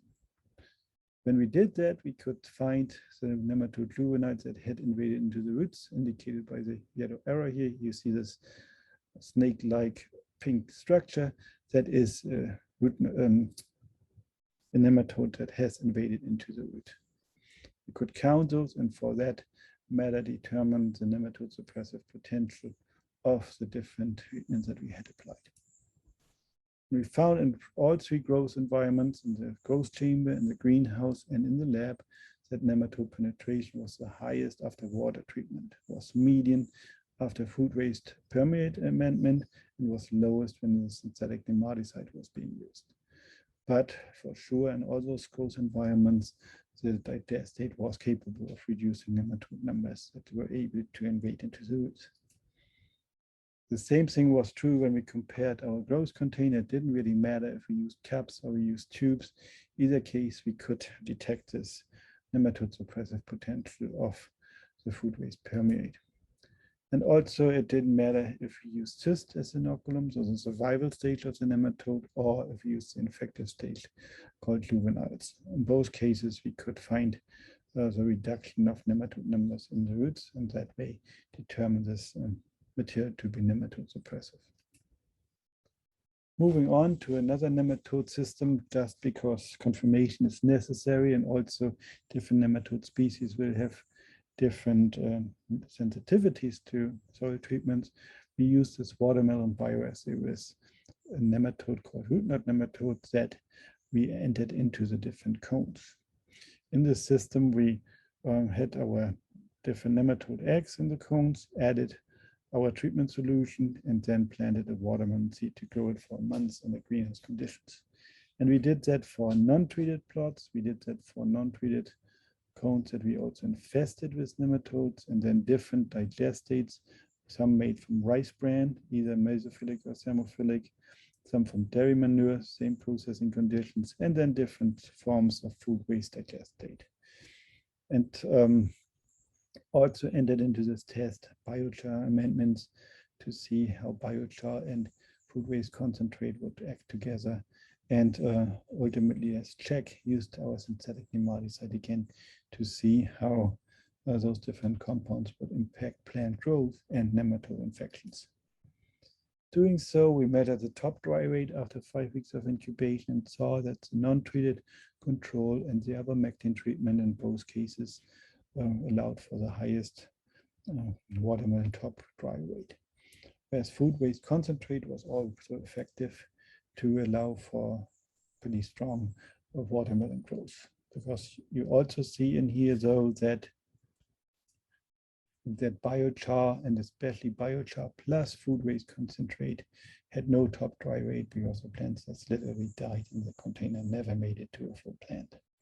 So certainly a sign of some detrimental effect of digestate and biochar combinational amendments to soil. We saw that the fresh root rate showed a similar picture, where the ivermectin treatment and also the two controls were about the highest. But we now also saw some growth improvement with the digestate amendments, not growth improvement, growth, no neutral effect on growth in some of the digestates. When we took those roots, we also counted the galls, rated the galling on the roots, and of course in the non-infected control there were none, as there were none in the food waste by biochar combination. But mind you, if there's no plant, there can also be no galls to develop, so this is really an outlier. Biochar by itself also reduced root galling, but remember the amount of plants that survived the biochar amendment were also low. Ivermectin expectedly reduced galling quite severely to just barely detectable. And our food waste concentrate also reduced nematode galling of the root systems of walnut. So summarizing, there was some phytotoxicity of food waste concentrate and biochar. In this case, there's a certain class of it, the coarse portion of the walnut biochar were combined. The plants that did not grow, or another biochar that we had also, or the same biochar also reduced plant growth in 2 out of the 5 reps. So there is some risk for phytotoxicity. The root growth was somewhat similar between the different treatments, and it was somewhat reduced in some of the digestate amendments compared to the control in the ivermectin treatment. However, galling was reduced by food waste concentrate compared to the control and the other digestate treatments. So there's some hope that this material is useful for nematode suppression. Biochar reduced the galling as well, but there is risk of phytotoxicity, and further work is necessary to determine that better. So we need to see what the perfect combination of food waste concentrate and biochar is when they are applied singly or in combination, and the optimal application rates still need to be determined. We do this with almond under field conditions. You see here these microplots, which are culvers inserted into the ground, filled with our test soils, and then drench treated with the different digestate. Those are data still forthcoming and will be presented at a later time. So summarizing the information today, we could see that some digestates have nematode suppressive potential. It's not a common that everyone has this suppression, but we also fear that digestates at very high dosages could be phytotoxic. So we need to be aware of that as we plant our crops and use digestates as soil amendments. Some biochar can possibly also reduce nematode infection, but the same thing is true as for digestates, that they can be phytotoxic, so we need to be careful when we have sensitive crop. The nematode suppression by digestate would be an added value for digestate amendments that otherwise are mostly soil fertilizer, or also a way to add organic matter to the soil. So for that matter, quality control is described as these two bioassays is paramount to be applied before digestate is carried into field plots. With this, I come to the acknowledgements. I would like to thank Ruihong Zhang for all her help and her team for providing the digestates and biochar for the different projects. And of course, my nematology team at UCR, the field crew at Kearney who helped with various aspects, and the farm advisors and collaborators who help with different aspects of this project. Certainly none of it would have been possible without the help of the CDFA, especially crop block grant program that supported Carolina doing this work. With this, I'd like to thank you for your attention and wait for any questions you may have. Thank you very much. Thank you very much, Dr. Westphal. I don't see questions for you in the chat. However, if anyone has a quick question, if you wanted to ask, you can unmute yourself.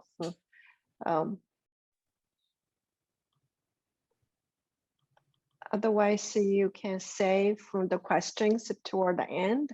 So we're going to move on to next speaker.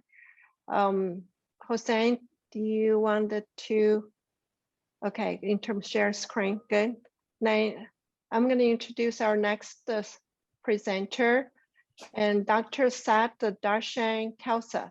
And Dr. Khalsa is at UC Davis and from Department of Plant Sciences. Then he's assistant professional researcher. And he's a soil scientist. He will be presenting the research related to the soil management, soil properties, and nutrient management. Okay, thank you, everyone. Floor's yours. Can you see my slides okay? Yes. Oh, fantastic. Okay, great. I want to give a update here on compost use in orchards. Due to the graciousness of a lot of our funders like the Almond Board and CDFA, we've done some of this work with compost in orchards prior to my partnership with Professor Zhang and her group. So I want to present some of those research we've done that's published and open source so people can access all this information. And with this information, we can also sort of forecast what we'd expect to see in these orchard soils from the treatments and amendments that Professor Zhang and her group have put out thus far. So again, I'm Sat Darshan Khalsa. I'm in the Department of Plant Sciences. I do focus on soil science, but my training is in horticulture and agronomy. So thank you all for being here today. Just a quick overview of this presentation. I want to just address briefly what are the growers' concerns around using these types of amendments and where organic matter is really available in the state of California for almond growers. I do have one slide just kind of showing how orchards really cycle carbon and nitrogen and how those are linked both to climate change, nitrogen use, and really how farmers can really take action in the way they farm and having impacts. Next, I just have a brief one slide about some work we've done with the nitrogen balance with compost to give people an idea of what to expect from these types of amendments and how that has implications for nutrient availability. And for this talk, I'm going to just focus on nitrogen. And then lastly, we had some other work done with compost in orchards on different texture, and we saw some interesting differences there. So I'd like to show those for everyone. But briefly, back in 2017,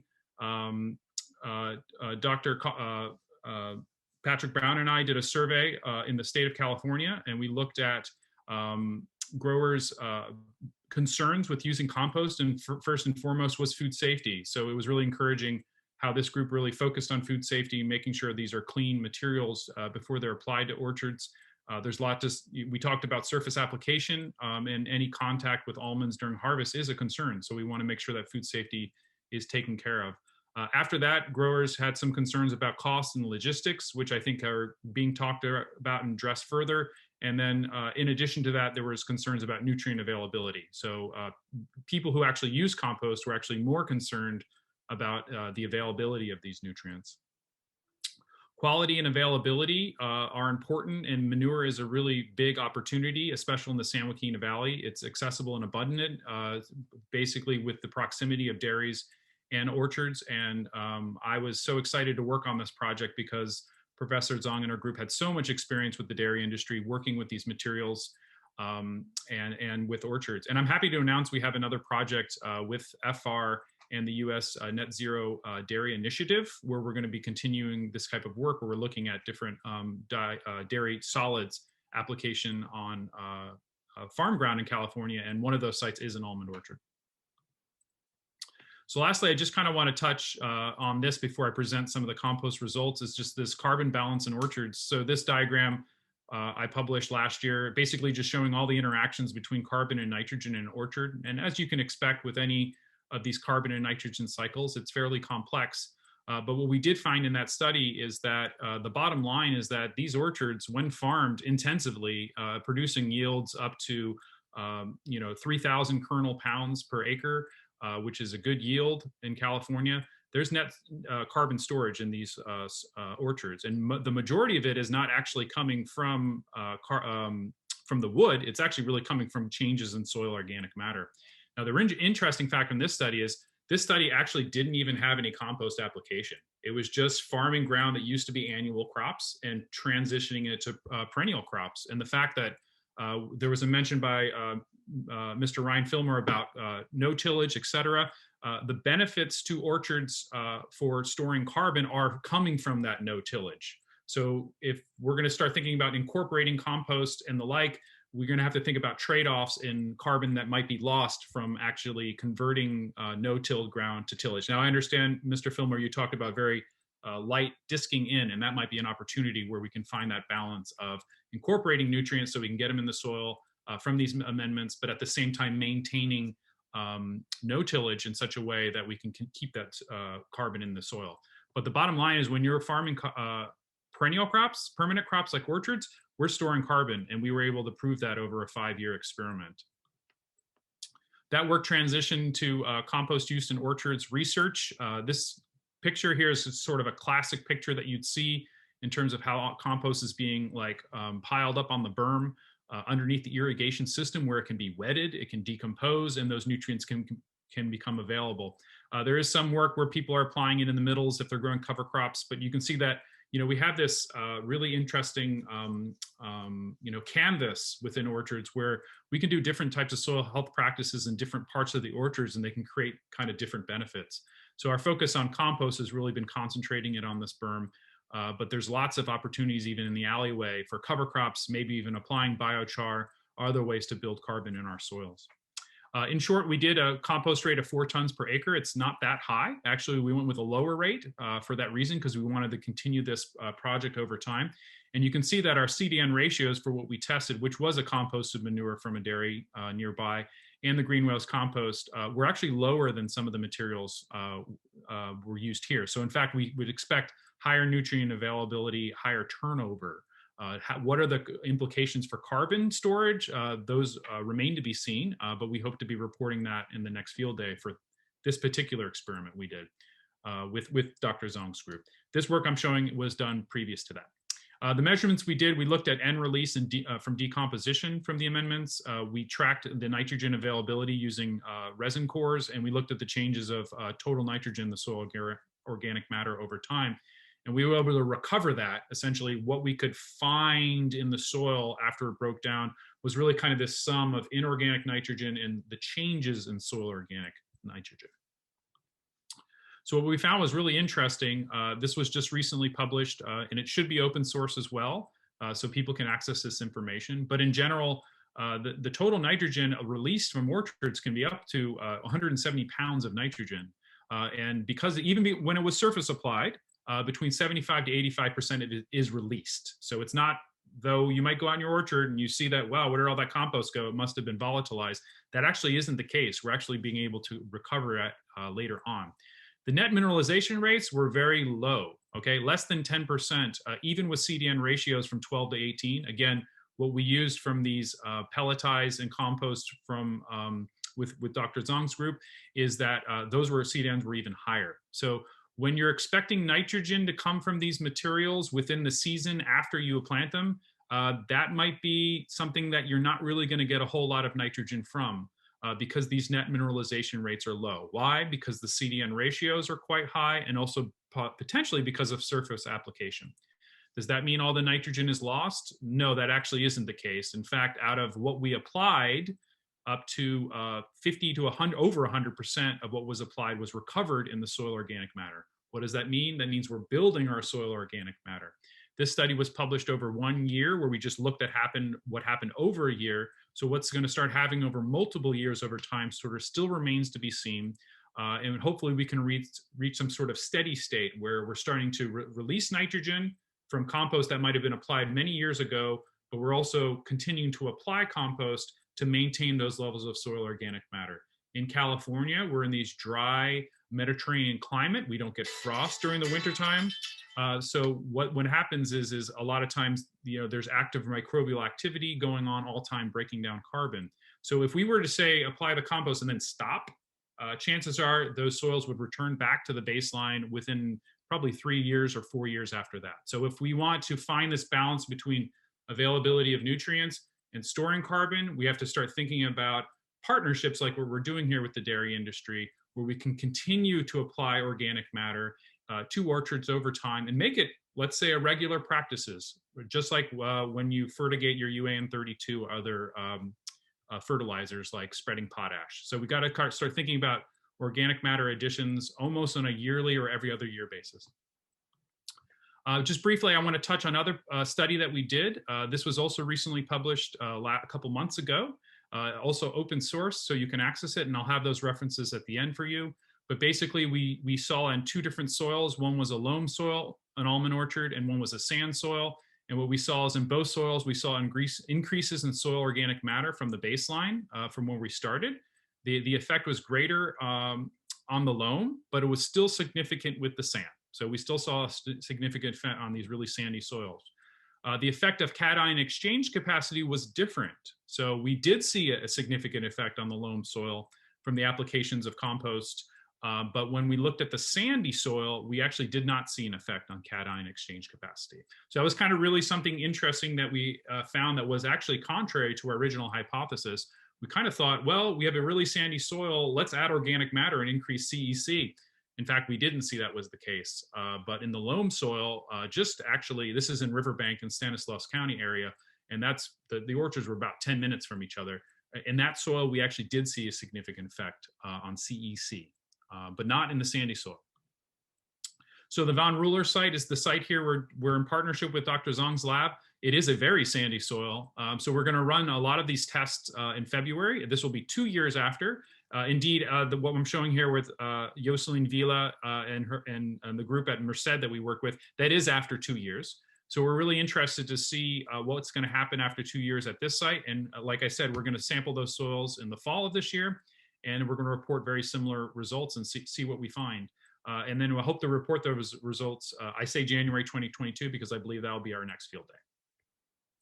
Just quick summary, there are barriers to adoption to using compost. Availability of nutrients and variability of our sources is an issue. We do have a good understanding how we link carbon and nitrogen together. There's lots of trade-offs, and there's definitely potential for negative emissions. So that's something we shouldn't overlook. When it comes to the nutrient availability from organic matter additions, again, for nitrogen, we're really only going to expect less than 10% from the year after you apply. So you can't expect to get more than 10% surface application with a high CDN ratio compost. But half or 2/3 of that nitrogen that applied will still be in your soil organic matter. So how that's managed and what to expect from that into the future still remains to be seen, and I hope to have some more insights in the next year or so about that. Last, we do see effects when those materials are applied on orchards of varying soil texture. In both textures we tested, we saw increases in soil organic matter, but we saw variable effects on cation exchange capacity. So these are all open source references. So if you are on a phone or something, you can screenshot these and look them up if you want more details. And I do want to acknowledge Almond Board and CDFA, USDA, and FFAR, as well as all my colleagues at UCANR for supporting this work and their ongoing support for this work. So I'll just switch to that slide. Thank you all very much, and I'll be happy to take questions if there's time. Thank you, Seth, for that excellent presentation. There is there are a few questions. So there's a live chat. Questions raised, the answers given. But I will just pick one question. Sadly, you can, if you have time, can answer. Let me see. I think it's related to let me see if. Okay, here's the question.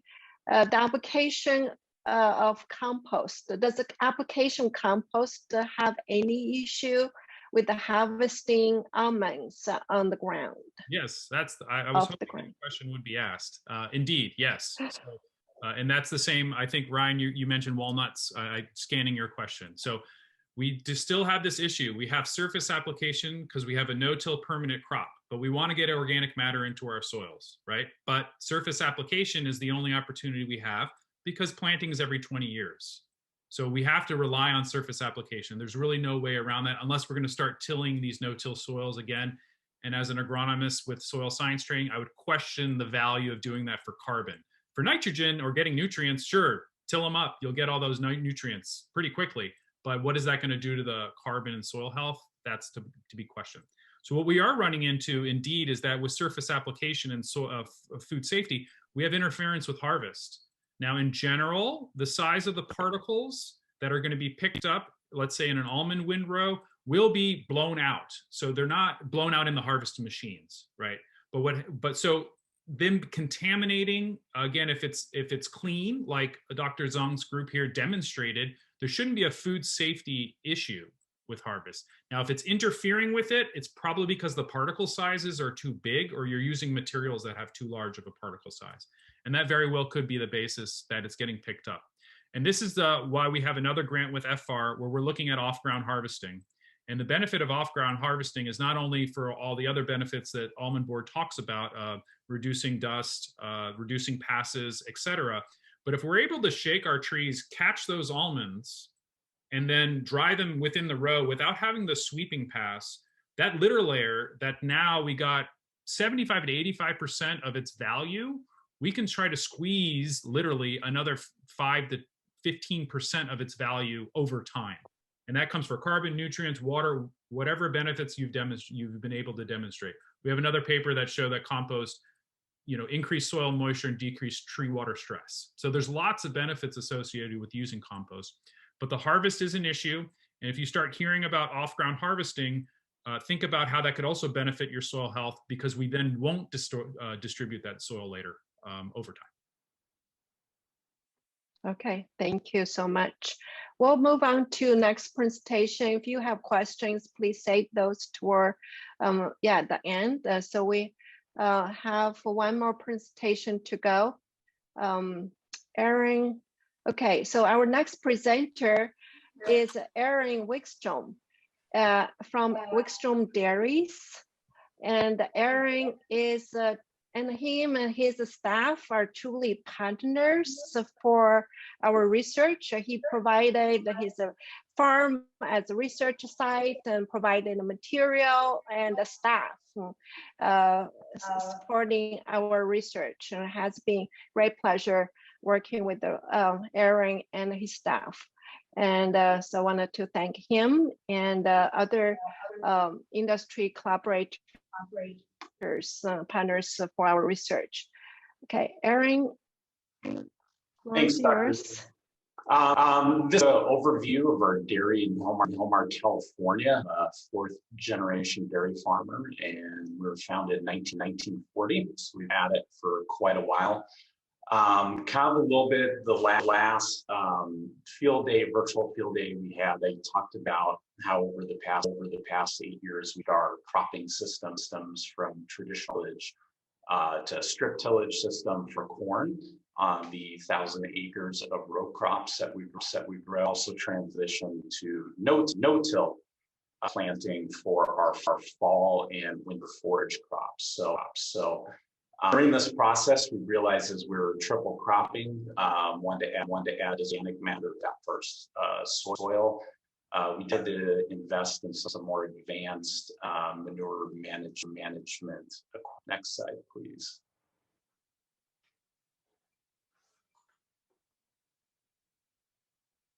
And next slide. So as you can see on the left hand of your screen, there's a big 240,000 gallon tank. This is where all of our flush water from all the dairy facility ends up. It then goes through a dual separation solidation process.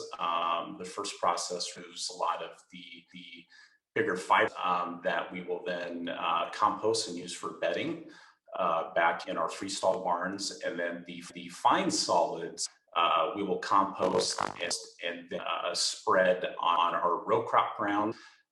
We're very much manure in a deficit with the amount of crops and land we do. So it's been great over the past. We've been able to reduce our reliance on some of our underlying farms on commercializer, which has been great economically, especially in years like this year, where in the Midwest corn prices are high and fertilizer cost has followed as well. So adding this in 2014, UC Davis approached us. They were working on a solid separation efficiency study. Started working with Dr. Zhang and her team. A lot of them are presenting. And it's been a really cool collaboration over all the different projects we've done over the past 7 years. So just the insights and data we've been able to gather as far as greenhouse gas emissions, and also how we can soils and add carbon and water holding capacity back to these soils. So the project we're working on currently, the big project, is in addition to compost, we starting to pelletize on a larger scale our manure. Next slide, please. So first year, it's been a really busy winter, spring, and so far. On the top left corner, late spring, we installed our centrifuge. And that centrifuge or decanter we are running 100% our waste through that after it goes through the solid separation system. That is the last step before it goes to our earth and settling basins and into our long-term storage that we will then apply to crops as they need it.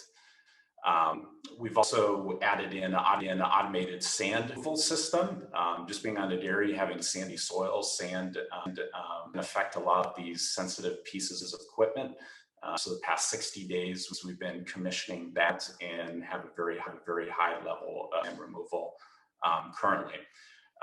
We designed the system so we could sample and get a lot of data and flow meters on each portion of the system. And now we're not only producing those high fiber salt content solids and the nutrient rich finer solids, but now we have our centrifuge solids too. That over the next year, we'll kind of figure out the optimal mix is for plant health and economic value. So next slide, please. With all of the separations installed, the last of our pelletizing equipment and augers is being shipped to Hilmar next week. So that's pretty exciting for us and the UC Davis team. And the next steps over a couple months is to build our metal shop building that will hold all of the pelletizing equipment, and we can start producing those pellets on a large scale, and we can analyze them and use them in our cropping operations, also our hort operations. So I'm excited about the next 12 months and the data we'll get and see how we can turn our manure to value-added fertilizer source, not only for our farm, but for local orchards and other growers. So once again, appreciate your time, share a little bit of what's going on, and the next field day, we should have a larger scale pelletizing line running, and we look forward to that. Thank you. Thank you so much, Aaron. And just to let you know, and part of Aaron's presentation, those centrifuge and a large scale pelletizer, those are the part of another project, project funded by CDFA.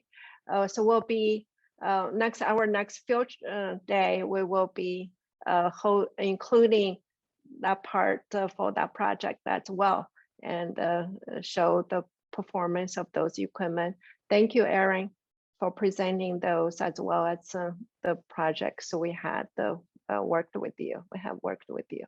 Regarding the QAs, let me see. Well, the questions. There's a great live chat going on, and I don't see questions for Aaron. And but if you have any questions, if you can raise your hand, I will ask you to mute yourself.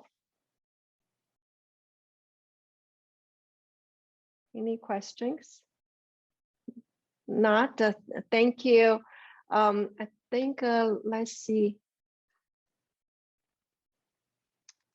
So we are going to have another mini survey, and so if you can answer a few questions and provide your feedback for us, that will be really appreciated. Hossein.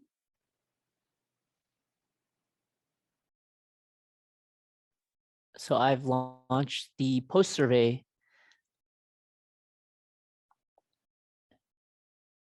And we'd like to ask you, now that you've had a chance to listen to all the presentations, to take a look at our post field day survey and answer those questions.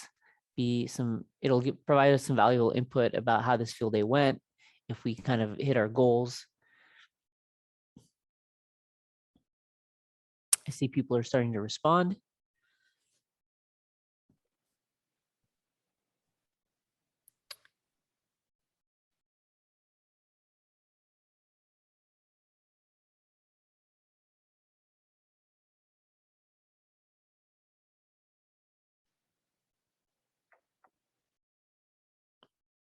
We're about 50% there. Seems like half of you responded.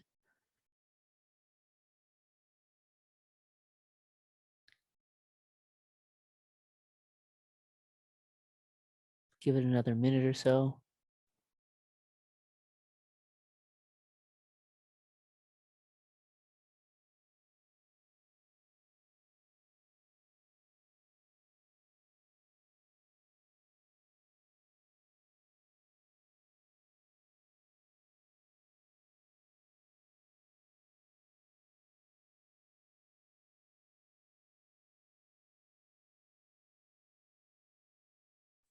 And we'll go for another 20 seconds.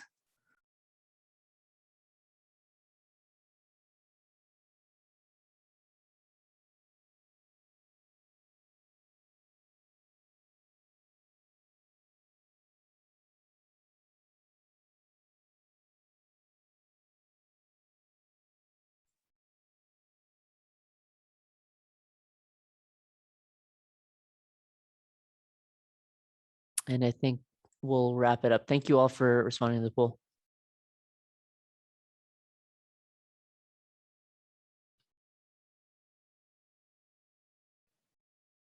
Wonderful. Thank you so much.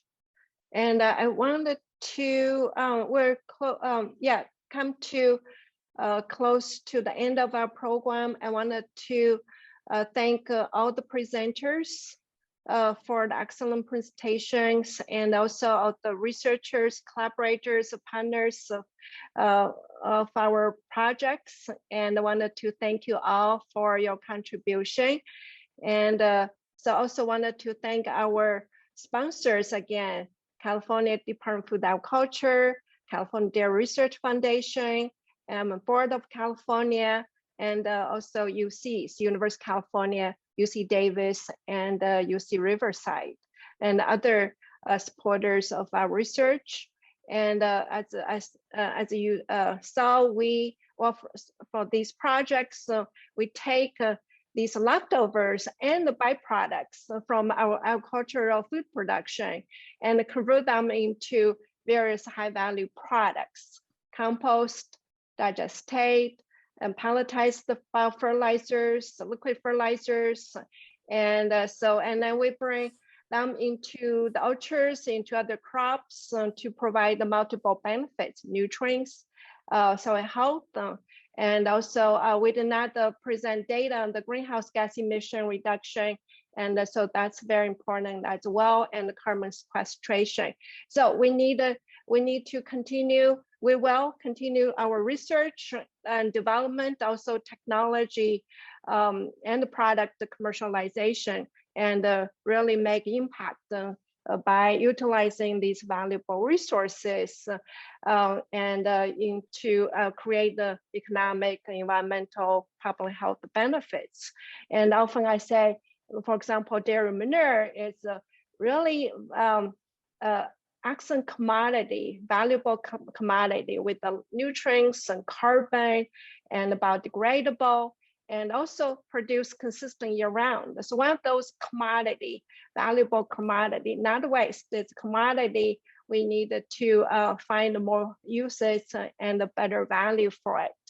So with that, if you have questions, and we can still stay for a few minutes, and but if you need to leave, please feel free to do so.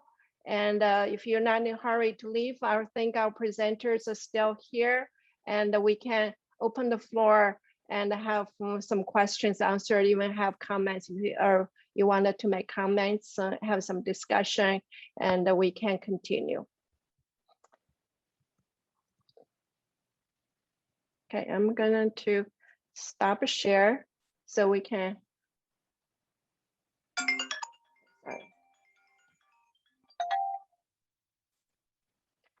Are there any questions or comments? Okay, Ryan, please. I'd like to follow up with Dr. Kalsa on this subject of, very shallow surface incorporation, because one of the things that we're an organic operation, so we've been using compost and cover crops for about 15 years now on our walnut orchard. And one of the biggest challenges is getting the stuff that we grow on the surface or above the surface, so that we apply, to incorporate it into the soil without damaging the carbon content that we've developed. And so, we're chatting talking in the chat box about the balances and trade-offs and trying to have our cake and eat it too.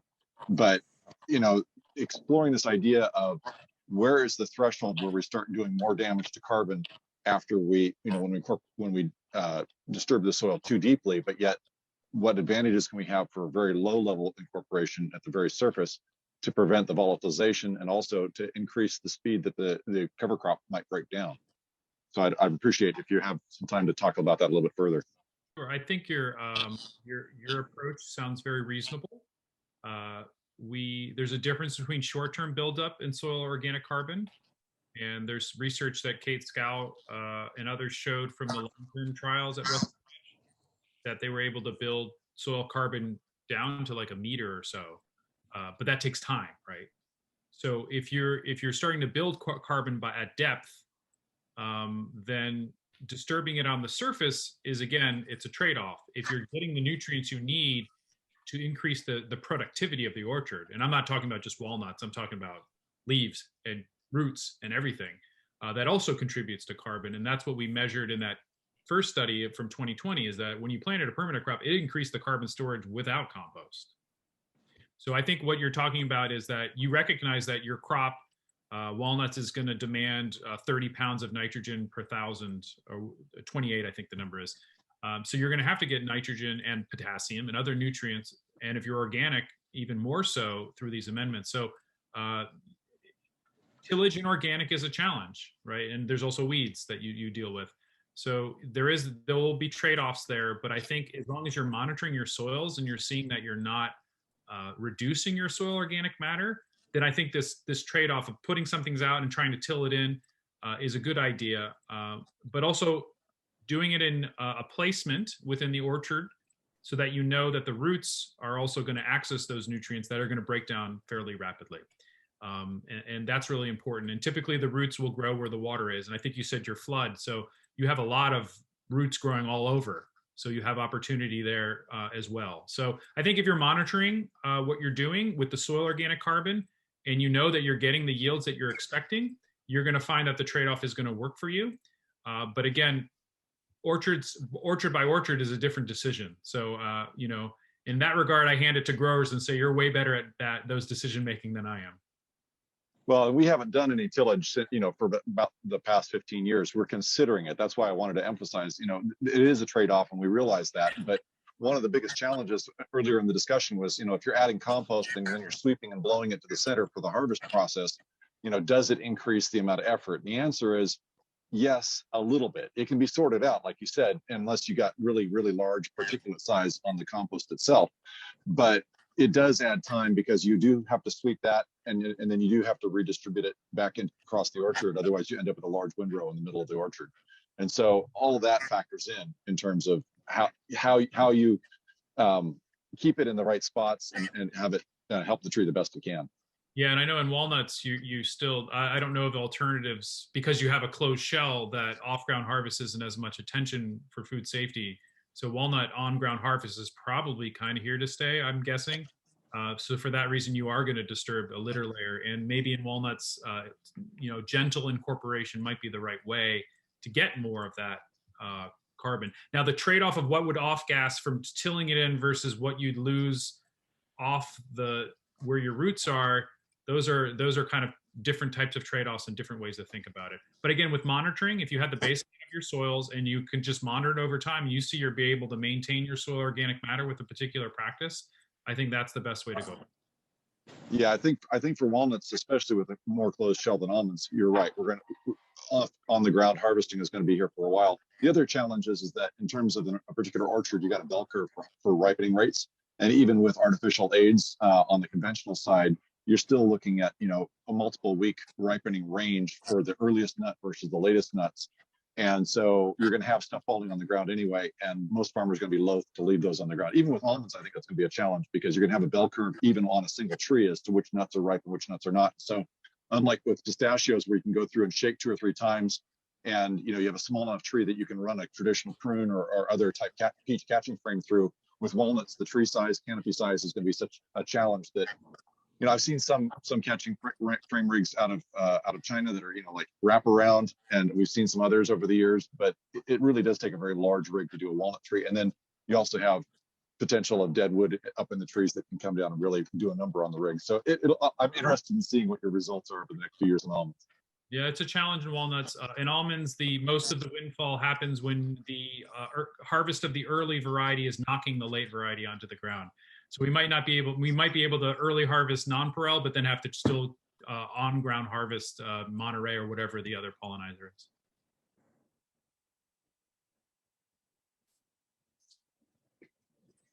You know, just compost application itself. This is Kabir. I'm calling from USD NRCS. Let me just put the video. Okay, sorry. So, yeah, I'm just wondering, you know, that sometimes compost itself is not providing you know, the required amount of nutrients for the orchard or any other plant. So is there any synchronizing some of the chemical fertilizer with compost so to get the benefits of the nutrient needed for the plants? Kabir, in the studies I presented, those were all conventionally managed orchards where the control received fertilizer and the compost also received fertilizer. Mr. Ryan is talking about organic farming, but the results I presented were not in organically farmed orchards. Indeed, they were in orchards where they received compost and fertilizer. And in partnership with Professor Zhang, that orchard too received fertilizer as well as the compost. Other things, you know, just wondering, you know, like compost itself is providing not only just NPK, it's also providing, you know, all other, you know, 14 micronutrients and macronutrients. So I was just wondering whether you have done any like quality test on different crops.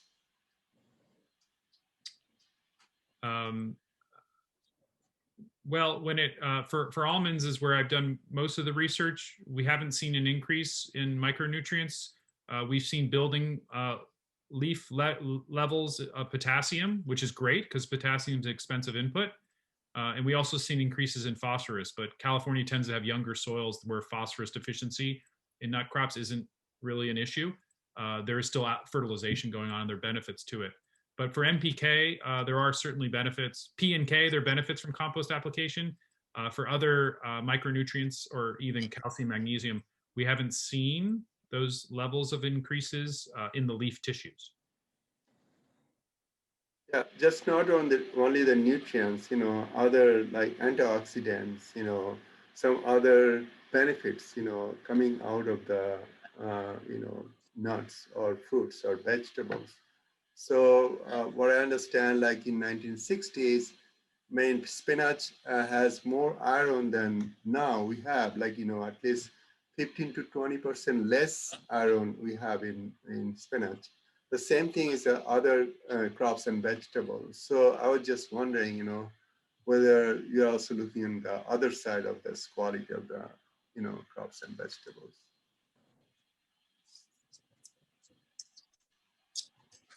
That's a very, very interesting point. Right. So whether these micronutrients made it to the fruits, to the food, improving the nutritional profile.